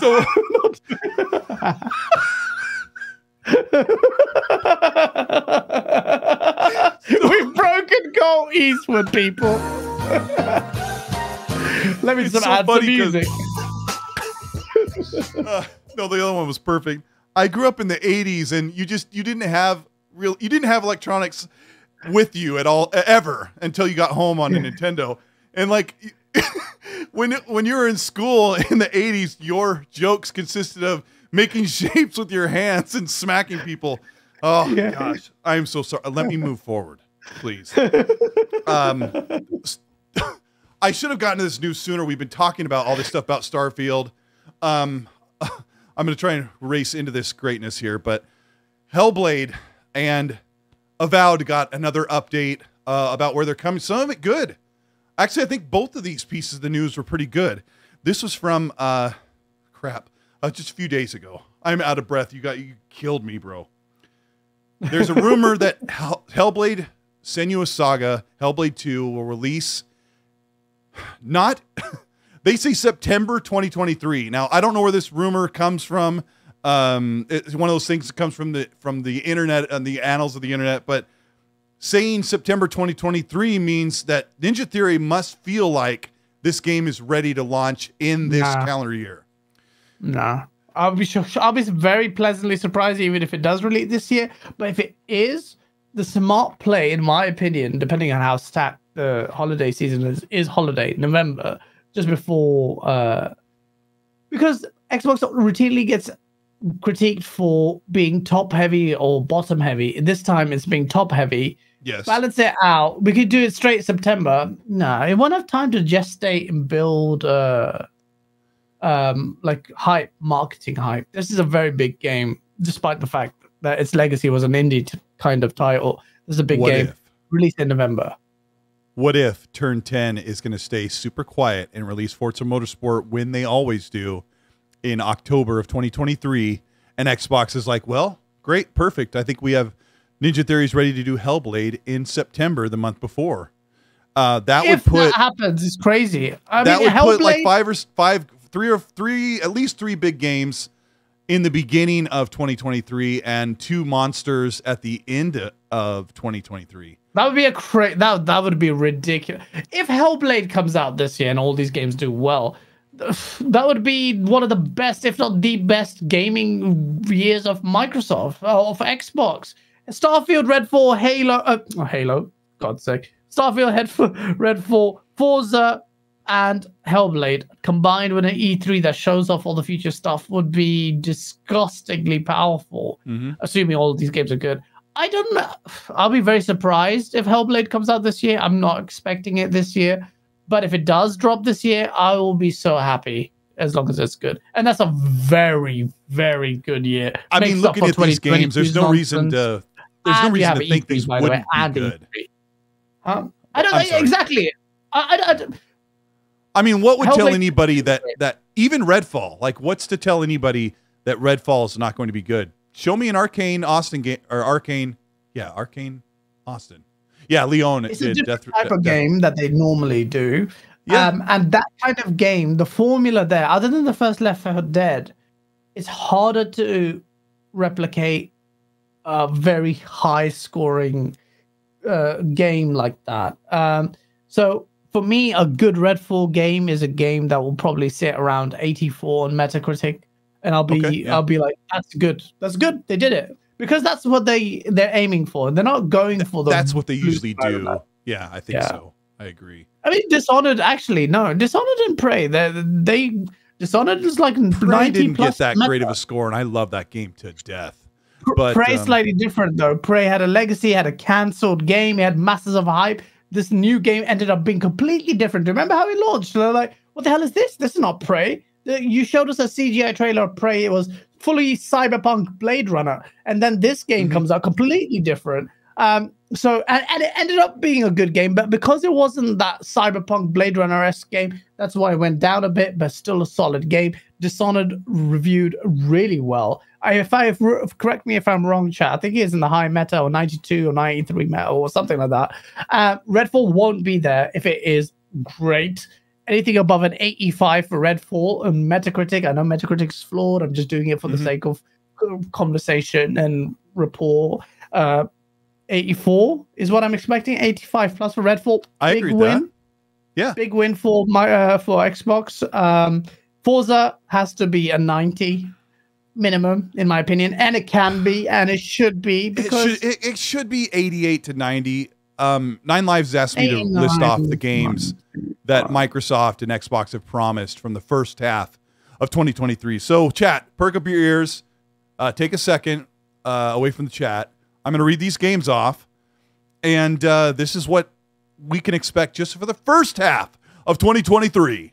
Redfall, Ark 2, Ara History Untold, Age of Empires Definitive Edition in 1 month, Age of Empires 4 Xbox Edition, Starfield, Ravenlock, that is the Cocoa Cucumber third-person voxel-looking, really colorful game, Warhammer Darktide, Forza Motorsport, Minecraft Legends, Hi-Fi Rush possibly this year, which is the multiplayer brawler that is a spiritual successor to Jet Set Radio in stylization.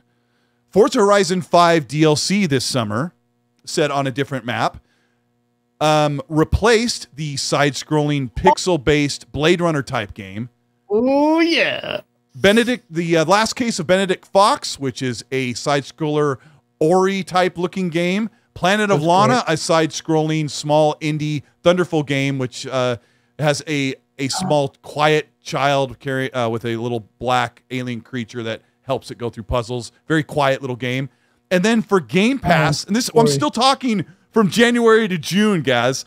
Game Pass has Atomic Heart in February, Lies of P probably in April, Silk Song, which is what's the full name? Is Hollow Knight Silk Song. Yeah, Hollow Knight, yeah. MLB 23, which is a PlayStation game that's coming to Game Pass, which only baseball players care about. Flintlock, the third-person game by Focus Entertainment that did Evil West and a bunch of other games. And then the exclusive coming this year, set for tentatively between the end of 2023 or earlier. I don't know. I mean, Stalker 2 could make it sometime in the first part of 2023 if it's not later, but Stalker 2 is another one we got to update. So that was, let me count real quick. 2, 3, 4, 5, 6, 7, 8, 9, 10, 11. I'm going to skip DLC. 12, 13, 14, 17, 18, 19, 20. 20 games, and 3 of those are multi-plats. That's mad. That's why we're excited about Xbox. How are we going to make videos? You're making a video right now. Chat, me and Colt, we pride ourselves on the Harry goes, fodder, it's the Game Pass fodder. How's that fodder? How is that fodder? Replaces fodder to you. Well, Harry's probably like, I can't wait to play Forspoken. I can't wait to play Forspoken again.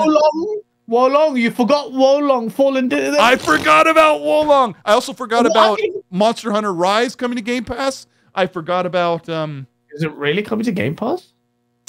I think so. Yeah, it's on the ready to install right now, pre-install. Oh, geez. Monster Hunter Rise. Bruh. Dude, there are so many games. Remember when Hargeet and I said last June, we're like, Matt Booty said there's so many games for 2023 they have to use an Excel spreadsheet. Yeah. Use more than that, Matt. Just give me your job. I don't want to do your job. But he's like, Excel is so hard. No, but okay, fine. Well, genuinely, bro, how are we going to play this? Wolong's cool. bro, you're gonna like Wolong. My custom character, if it lets me import it from the demo, looks like if I was born on the other side of the world. Like he looks just like me with no glasses, but I have like because the character sort of looks how do you say it? It's a Japanese game, so he sort of has like if I was born over there, it's like really cool looking. Really cool. Of you. Huh? A Far East Asian version of you. Yeah, like a Far East Asian version of Colt, because I did all of the things I do to make custom character, and I kind of left some of the features default because I'm like, oh, this is kind of like a stylized version that fits the the character. But it's super cool. I don't know why I didn't play the demo. I have a couple pieces of footage. I think I showed them on the show like 2 months ago, but I've got them in my library of captured clips. So yeah, you're gonna like Wolong, bro. You're gonna like it. I'm sure I will. So Team Ninja, yeah, they're great. Red Wolf, who's a good friend of mine with the $2 super chat, he says, here's a game code. Says Xbox has no games. No, that's what he does every week. No, he goes, Payday 3 thoughts. I believe it's open world. That was just announced yesterday. Payday 3 is coming. I didn't miss that. I missed that completely. Hold on. Somebody DM'd me with the date. Hold on. What am I doing? Gosh, there's so many DMs. I'm not going to look for it. I can't find it. But yeah, Payday 3's. Oh, here it is. Who sent me this? Ezron Shaban I3. It says coming to PC and console in 2023. Yep, Payday 3. It's a real thing. They announced it on New Year's Eve. So, but it's a multi-plat. Who cares? We only care about Xbox exclusives on this show. This is the Xbox Newscast Podcast with Gaz from Game On Daily. Hit the like button. One more like and we're at 500. All right. Let me talk about Avowed before we move on to the big Unreal Engine discussion. Avowed is set for 2024. We've heard from channels of people, and I think I don't want to misquote, but Jez has talked about this, so maybe he's heard people talk about it. At least I can say that, because I don't know for sure. But sounds like Obsidian went a little more time, so maybe they were ready for 2023, but they're like pushing into 2024. So Avowed is very much in a good place, if that's the truth, right, guys? Delay games, make sure Microsoft has to ensure something replaces it or has a good year, but delay the games if they have to be delayed. Avowed especially. Obsidian, they've earned their stripes. So let's talk about the prospect.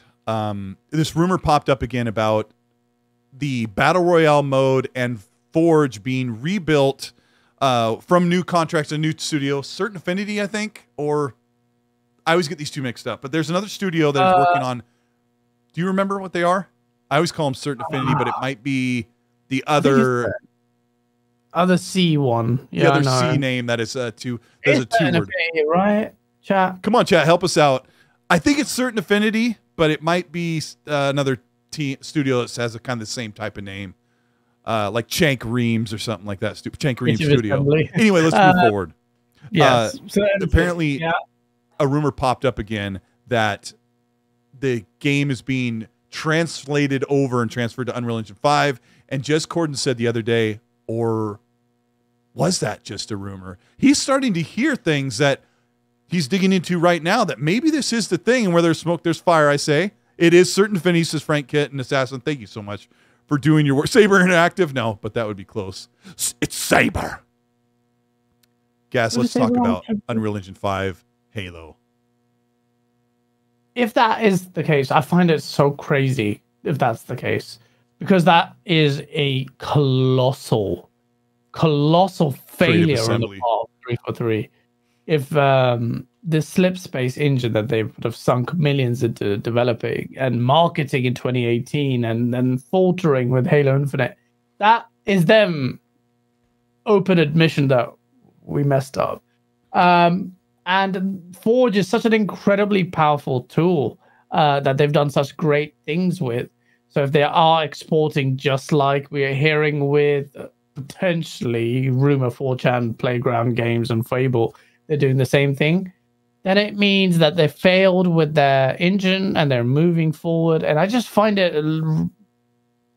it's far-fetched to me only because it's so crazy. Like, what what I think 343 should, well, I think 343 and their management and whoever, they need to be looked at. Their direction with Halo, they've completely failed, in my opinion. I know that's harsh, but what they need to do is call it quits with a 10-year plan, hold their hand up. I think they are. I think they are. I think they are really. I mean, anyway. they've totally changed the diaper on management, right? They've totally moved. There was this other rumor that came out that Bonnie Ross has never left, that she wasn't going to leave, and I think Jez says some of that is true regarding the possibility of the engine. I want to explain to the chat. I don't know hardly anything about game development, but I do know a few things. And when we talk about translation of assets over, you do not create you don't always create well, you obviously don't create your game characters and certain things in Unreal Engine, because there's other engines that are involved. A lot of creation of characters and environments happen in Maya. They happen in 3ds Max. They happen in other 3D creation and animation programs. So if Halo was to take all of the assets from Slipspace, guys, and start moving over things and dropping them in Unreal Engine. You remember that when some YouTube channels show Unreal Engine, how you have these boxes with all the lines and you start tying in parent to child animations, and you create things and you set things to life and you rig them. Basically, if all those assets are created, pelicans, characters, guns, grenades, creatures, you name it, bring all that in and start dropping it into Unreal Engine and start building. This does this goes here.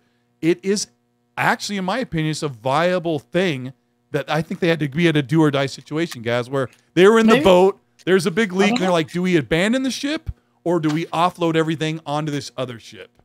What do you think? I don't know. I don't profess to know about the intricacies of game design and how easy it is or viable it is for them to port these assets over. If it is, and Hoggy suggested that earlier, great. Unreal Engine. See, the problem is almost 50% or something ridiculous like that at 343 were contracted out. Contracted out people. You relied heavily on contractors. That means your 343 has no real identity other than, well, 50% of it doesn't. Other than its management. These contractors. Yeah, exactly. Other than its management. And then you relied on contractors. They have to learn your in-house engine and all the quirks behind it. The engine failed. The game didn't look graphically, became a meme. All of that ray tracing, none of that's there. Just not up to par. It's embarrassing for a Halo game. Now they got a chance to go to Unreal Engine 5. Everyone seems to be going that way. If they move that way, I would genuinely be happy. And I think any Halo fan should be happy as long as it maintains the versatility of a Halo game. You can still play what you have now, but I mean, Halo's engines have been quite versatile, and they had a feel of their own to them. So whether they can maintain that feel in the Unreal Engine 5, I don't know. I still find it crazy. I think it'll be a mega news if it's true. I don't know why they're not pouring cold water over it. I think there's an element of truth to this. And it's just kind of begun, but that discussion. Yeah. And game engines want to save Halo. They should call it quits with a 10-year plan, because it's a failure, in my opinion. Move forward. The Halo, what's it called? The Endless. They've already secured the intellectual property rights for that. Now work on that. Let's just do that. Call it. Take an L. Take the L. I don't care. The Halo community wants to cap on Halo Infinite. I think. I mean, some of the people that really dive in could hear the change and shift, but what if the expanded single player content, the battle royale mode and forge mode come as a new download, or the update is you don't even have to have a new download. I suppose the update could be a slightly different version. Like maybe it would be very difficult to tell. Weird to me, man. I mean, Slipspace Engine, I would probably venture to guess Slipspace Engine is not that different for the most part than your regular conventional engine, because they probably built it off of, here's how you make a game, so here's the tools to do it. And I'm sure it robs and borrows from other things, but Gaz, I think you're right. I think they could just say, we're gonna finish the story in this new expansion. We're gonna have this battle royale mode. Forge is going to be rebuilt, so it's all here. everything the players have done will be seamless, and no one really has to really bother with the engine change, other than all the people working on it, because that's your problem. That's my problem with 343 is all the people working on it have had too many difficulties. So if it alleviates the difficulty, the barrier to build the game, and they're all in just a better place. Boba Fett says a great point, by the way. He said, because I can see some people just crying in chat. He said 70% of hardcore Halo content creators posting are completely done with the Halo videos over the last few months. I know firsthand, very big Halo content creator talking to me says, I'm done. You've heard Hidden Xperia, just be completely done with it. Remember the Masters of Hype? We talked about the Endless, we talked about the Palaces of Pain and what they could do with the campaign and all of that. They didn't deliver any of that. So it is a loss. If you're talking about an engine like that, I don't know if I agree. I think what they need to do is just come relaunch it. Halo the Endless. Boom, here we go. Next one. Sure. Now do it. That's what would get me excited. Or like, it still has the 343 extension there, but as a hardcore Halo fan, it may sure sound crazy to people, I will still cap for it. Like, oh, fuck, here we go again. Halo 5 did Halo great Endless. things. I need to know what the Endless are like. I need to know this new engine. Maybe it was the engine. They may come back and say, look, the reason why Halo Infinite, because gameplay-wise, it's incredible. They got the tone right. Look at my review. Like, they got the tone right. The gameplay vibes was right. The feel is so good. The feel was so good. It's the best. You know, Gaz and I, Halo game in years. Gaz and I have been bashing Halo for a good year, but we've never stopped saying how great that game feels. And that foundation has always been super good. It's there. It's almost there. Like I said, incomplete masterpiece. It's there, but they didn't do the basic, like, check big biomes, all of this, or aggressive single-player roadmap. So if it was the engine, it looks like it was the engine, and then they go back and call it quits. Even me, despite the fact that Halo has blocked me, and 343 may not like me, John Jonasek will try and punch me at E3. I'll punch him back. You will be still. I'm a massive Halo fan, man. I want it to be done well. I just don't know the people management understand, and sometimes they give me an indication they do understand. It's such a love-hate relationship. I just really want it to be good. I would sacrifice 5 Xbox exclusives for Halo to be a 95 I think they washed out. Amazing game. They washed out some of that problem parts of the leadership. Let me give a little anecdote here. Right. Shut up. No. I want to add to what you're saying because I've had this $20 Logitech keyboard. In fact, if I went like this, all the crumbs would fall out from when I'm eating and working. I've had this $20 keyboard, wireless keyboard, and I was working on a video a few days ago, and my keyboard it wasn't working. The batteries died on it, and I kept trying to work through it and returning it on and back on and off and off.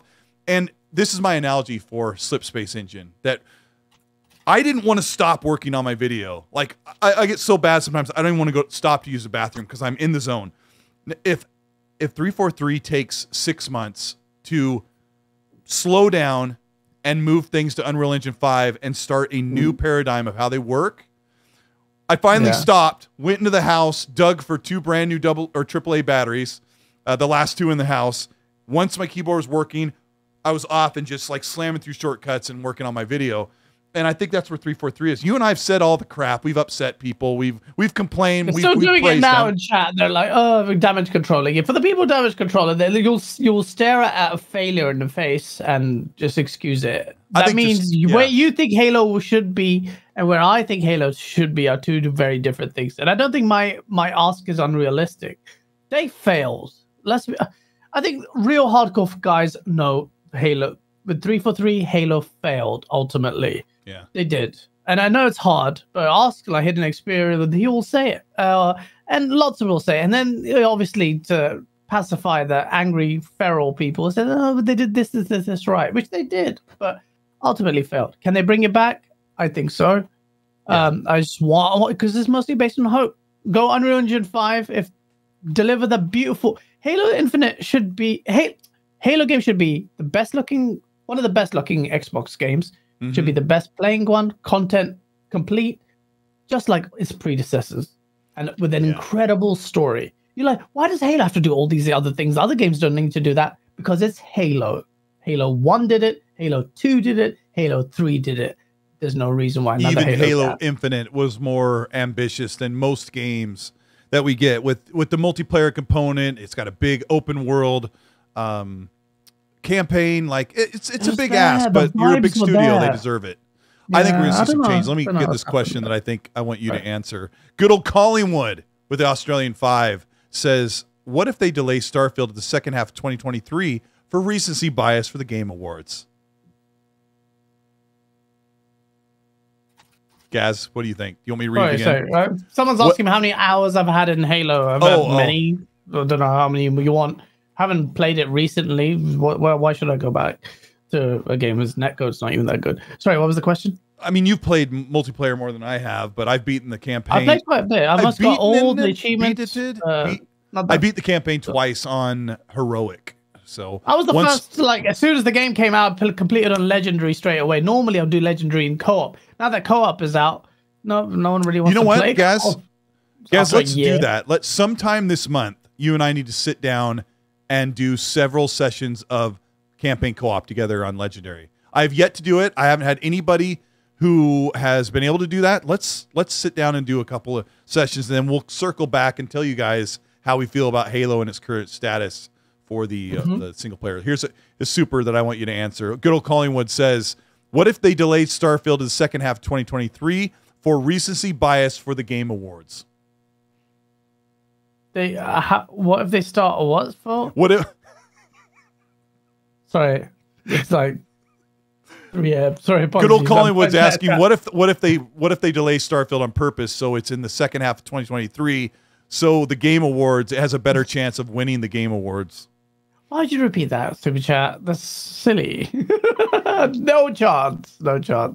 Giving importance to the Game Awards in the wrong way. The awards is important for other things, optics in terms of massive audience and revealing new things. Other than that, do you think the Game Awards that important that you delay a game for recency bias for a reward that Jeff Keighley will give to PlayStation anyway? Come on, bruh. Yes. No. Jeff Keighley, good old Collingwood. I know you love PlayStation. Don't even lie. He does. He does love PlayStation. Good old Collingwood, Elden Ring won, and it was an April release, if I remember right. Yeah, so it beat out recency bias. It beat out God of War Ragnarok, which was released like a day before the award show went up. And now, I'm just kidding. Snow Dragon, thank you so much for the Canadian $5, says, do you think, well, I'm going to pretend his voice. Do you think the game dev is now too risky at 6 to 7 years to make hundreds and millions of dollars to risk a game engine that fails? Unreal is safer. I'm Snow Dragon, and I've spoken. Snow Dragon or Spoke Dragon, sorry. Yeah, you're right. Do you think game dev is now too risky? I think that's a good question, Snow. I think what it does do, or what Unreal Engine seems to my uninitiated mind appears to do, is break the barrier down in a time where there's a lot of spiraling dev cost.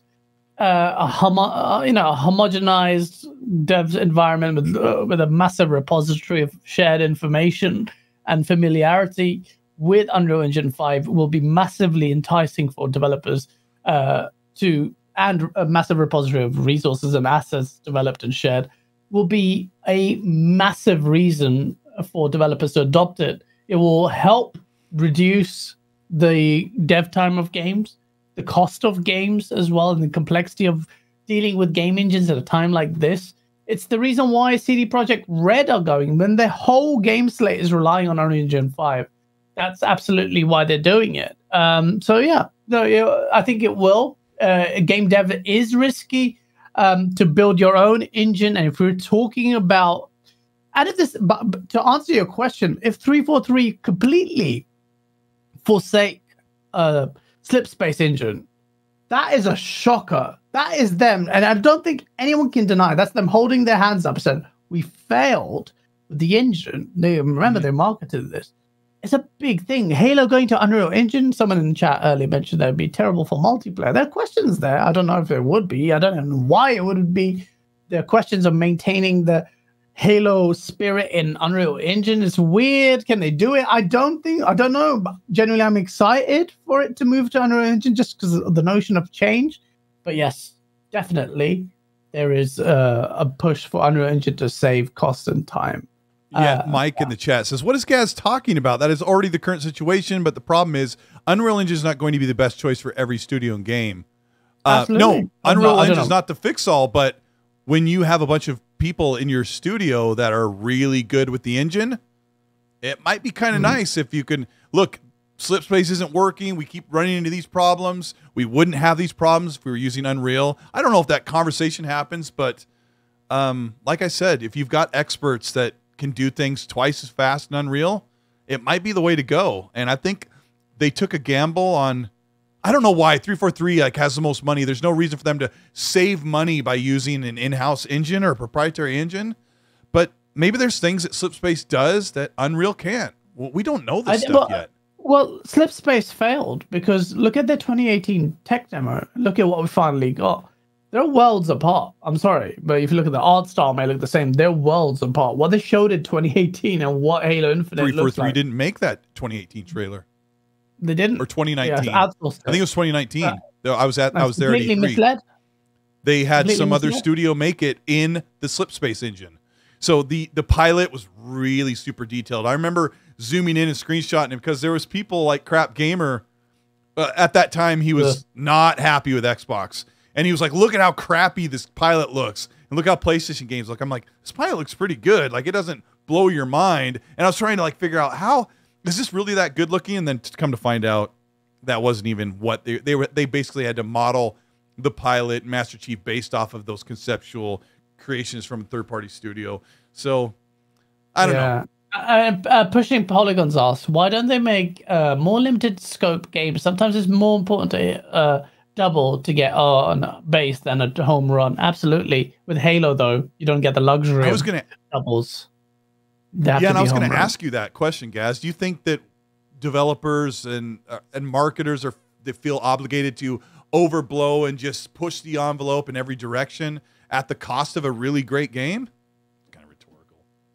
I mean, don't they try to do too much sometimes, and then in the end, like story might lose out? Yeah, I mean, scoping is really hard. Scope creep is a thing. It happens all the time. The Days Gone dev, John Garvin, always claims that, you know, you need to devote X number of hours in the game, and then the game becomes what it's supposed to be, really fun. I'm like, they've scoped it wrong. So, yeah, I mean, there's a multitude of reasons. Game dev is, I'm not saying it's easy, but scoping the game and a bit morphs. It's very dynamic game development. You know, what you thought was, you start building something and the cohesion is lost, or try to rein it in. You know, it's so dynamic.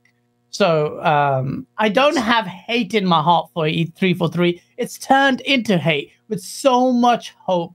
One of the most hardcore Halo fans there, and it's turned into, well, they blocked me, but I think it's maybe because I was like celebrating something I said to John Jr. It wasn't even that bad, but John's a bit you know, precious about these things. 343 and leadership and the people and the PR team had been backed up against the wall for so long. I would hate to be in their position, but well, Hoggy with the $10 says UE allows them to get help from outside 343. Absolutely, and Unreal Engine has plenty of in-house Xbox and external developers. Would be interesting to look at IdTech, COD Engine, especially once the ABK deal is done as well. The COD Engine, absolutely.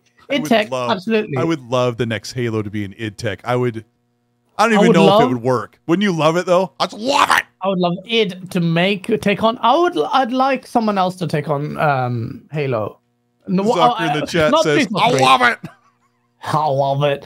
Not 343. In my opinion, they've failed with the franchise. They've had mixed successes. Fine, let them do something else. I know they're called 343. Maybe an offshoot of Halo or something else. Let's try like a mobile-based card John game. Carmack is free now. John Carmack came back from off Quake fame and Doom fame. He's left Oculus, and he all talked about revisiting it. Give it to them. I don't know. But I mean, I don't want to be too negative about Halo. Look, no. I was going to say, at this point, they've gone down so far. Like, as far as what the future is for Halo, especially with Certain Affinity working on the next big thing, I actually expect really good things. And the people that are still playing Halo every week, like Hargeet and his group of friends, they play on Friday nights. Like, they're Custom pretty games. happy. They're pretty happy. That Hargeet says, Colt and Gaz, I'm game. Let's play the Halo campaign co-op. I've already finished it several times with Legendary and Mythic. Dang. Huggy, I'll do it with you because I need to 100% the game. I've got like 900 or something achievements, so I just need a few. The co-op achievements, I don't give a shit about achievements, but I want 100% Halo. So they're weird. Yeah. They're like, you have to complete a boss within 30 seconds or some shiz. We'll like do that. it. What So, yeah, Hargeet and I will do no. is we will spam your phone and wake you up in the morning so you can play with us. Carlos Fontes with the $5 super. I might have said your name wrong, but Carlos, thank you so much. He says, random, but I believe we've gotten a Han Solo and Chewbacca Uncharted style Star Wars adventure game ever. I can't believe we've never gotten, I'm sorry, I read that wrong. I can't believe we've never gotten a Han Solo with Chewbacca Uncharted style Star Wars adventure game before. Can you imagine, guys? You play as Han Solo and Chewbacca's like next to you, climbing mountains and shimmying between rocks. And I had a crazy idea, random thought. Imagine Fortnite plus Lego plus survival game. That would be pretty cool, no?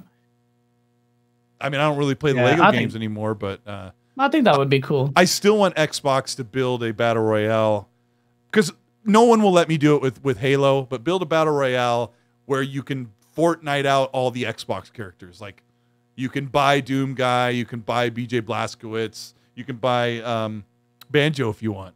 Let me do it, and you drop in, and you grab your gear. Fortnite's so great. 3-Bit, thank you so much for the supers. It feels like people forget that Halo MCC uses Unreal Engine for its menus. Could be a similar situation with Infinite. I didn't know that.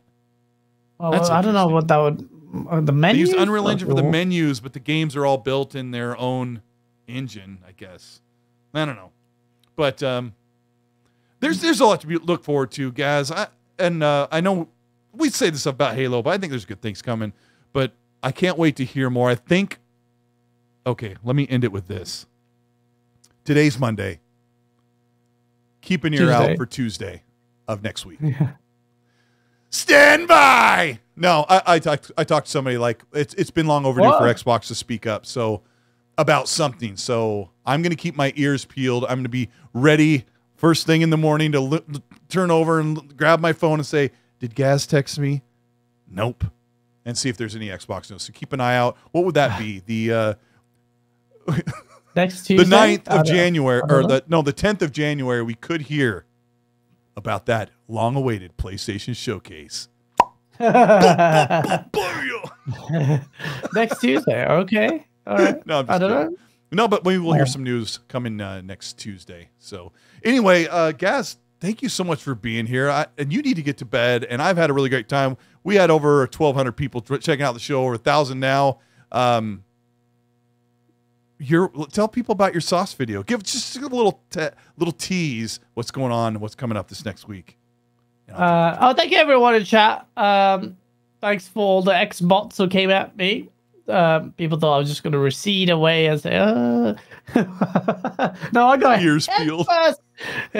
Ears peeled. Yeah, I'm going to go head first in. Sorry, the source is coming for X-bots, not true Xbox fans, not those who have the heart and the conviction and the drive to want Xbox to do well.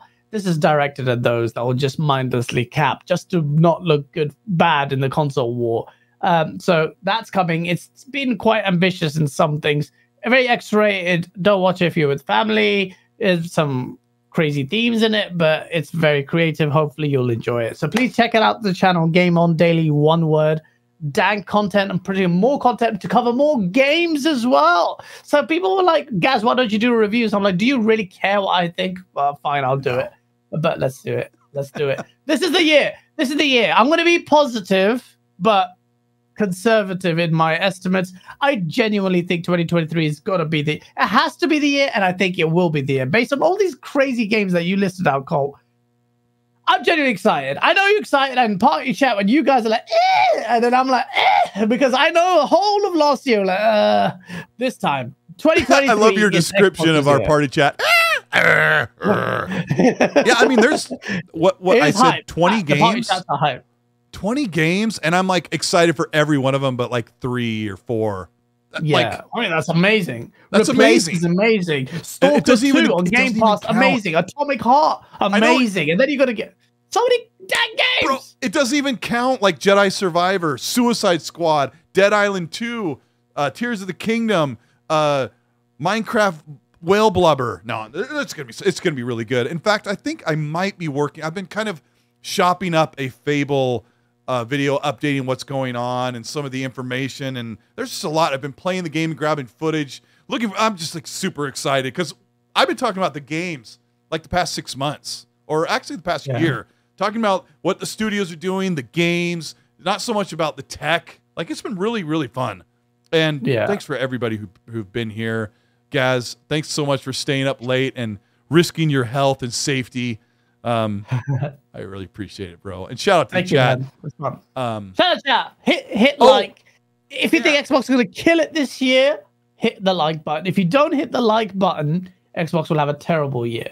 It is all about that superstitiousness. We have a really great guest slated for next week. That was supposed to be here this week, but had to make some changes. I know who it is. So I may, if everything goes to plan, if you're in the U.S., I may be doing the show in the early to late afternoon, depending on where you are in the U.S. So why would he do that? You figure it out. It's obvious. If you're Gaz, Gaz will be here at like 9 or 10 p.m. instead of 1 a.m. So I will work out those details and then let you guys know. But yeah, it's going to be, man, it's just a great community. Sean the Bree is going to close us out by saying, Xbox will murder. We're getting out of here, guys. Thanks so much. We had a great time. Please follow Gaz. His link's in there. Subscribe to the channel. Sign up for Go Game On Daily. It's free. And all those other shill things that we say. And then, as we always say, Gaz...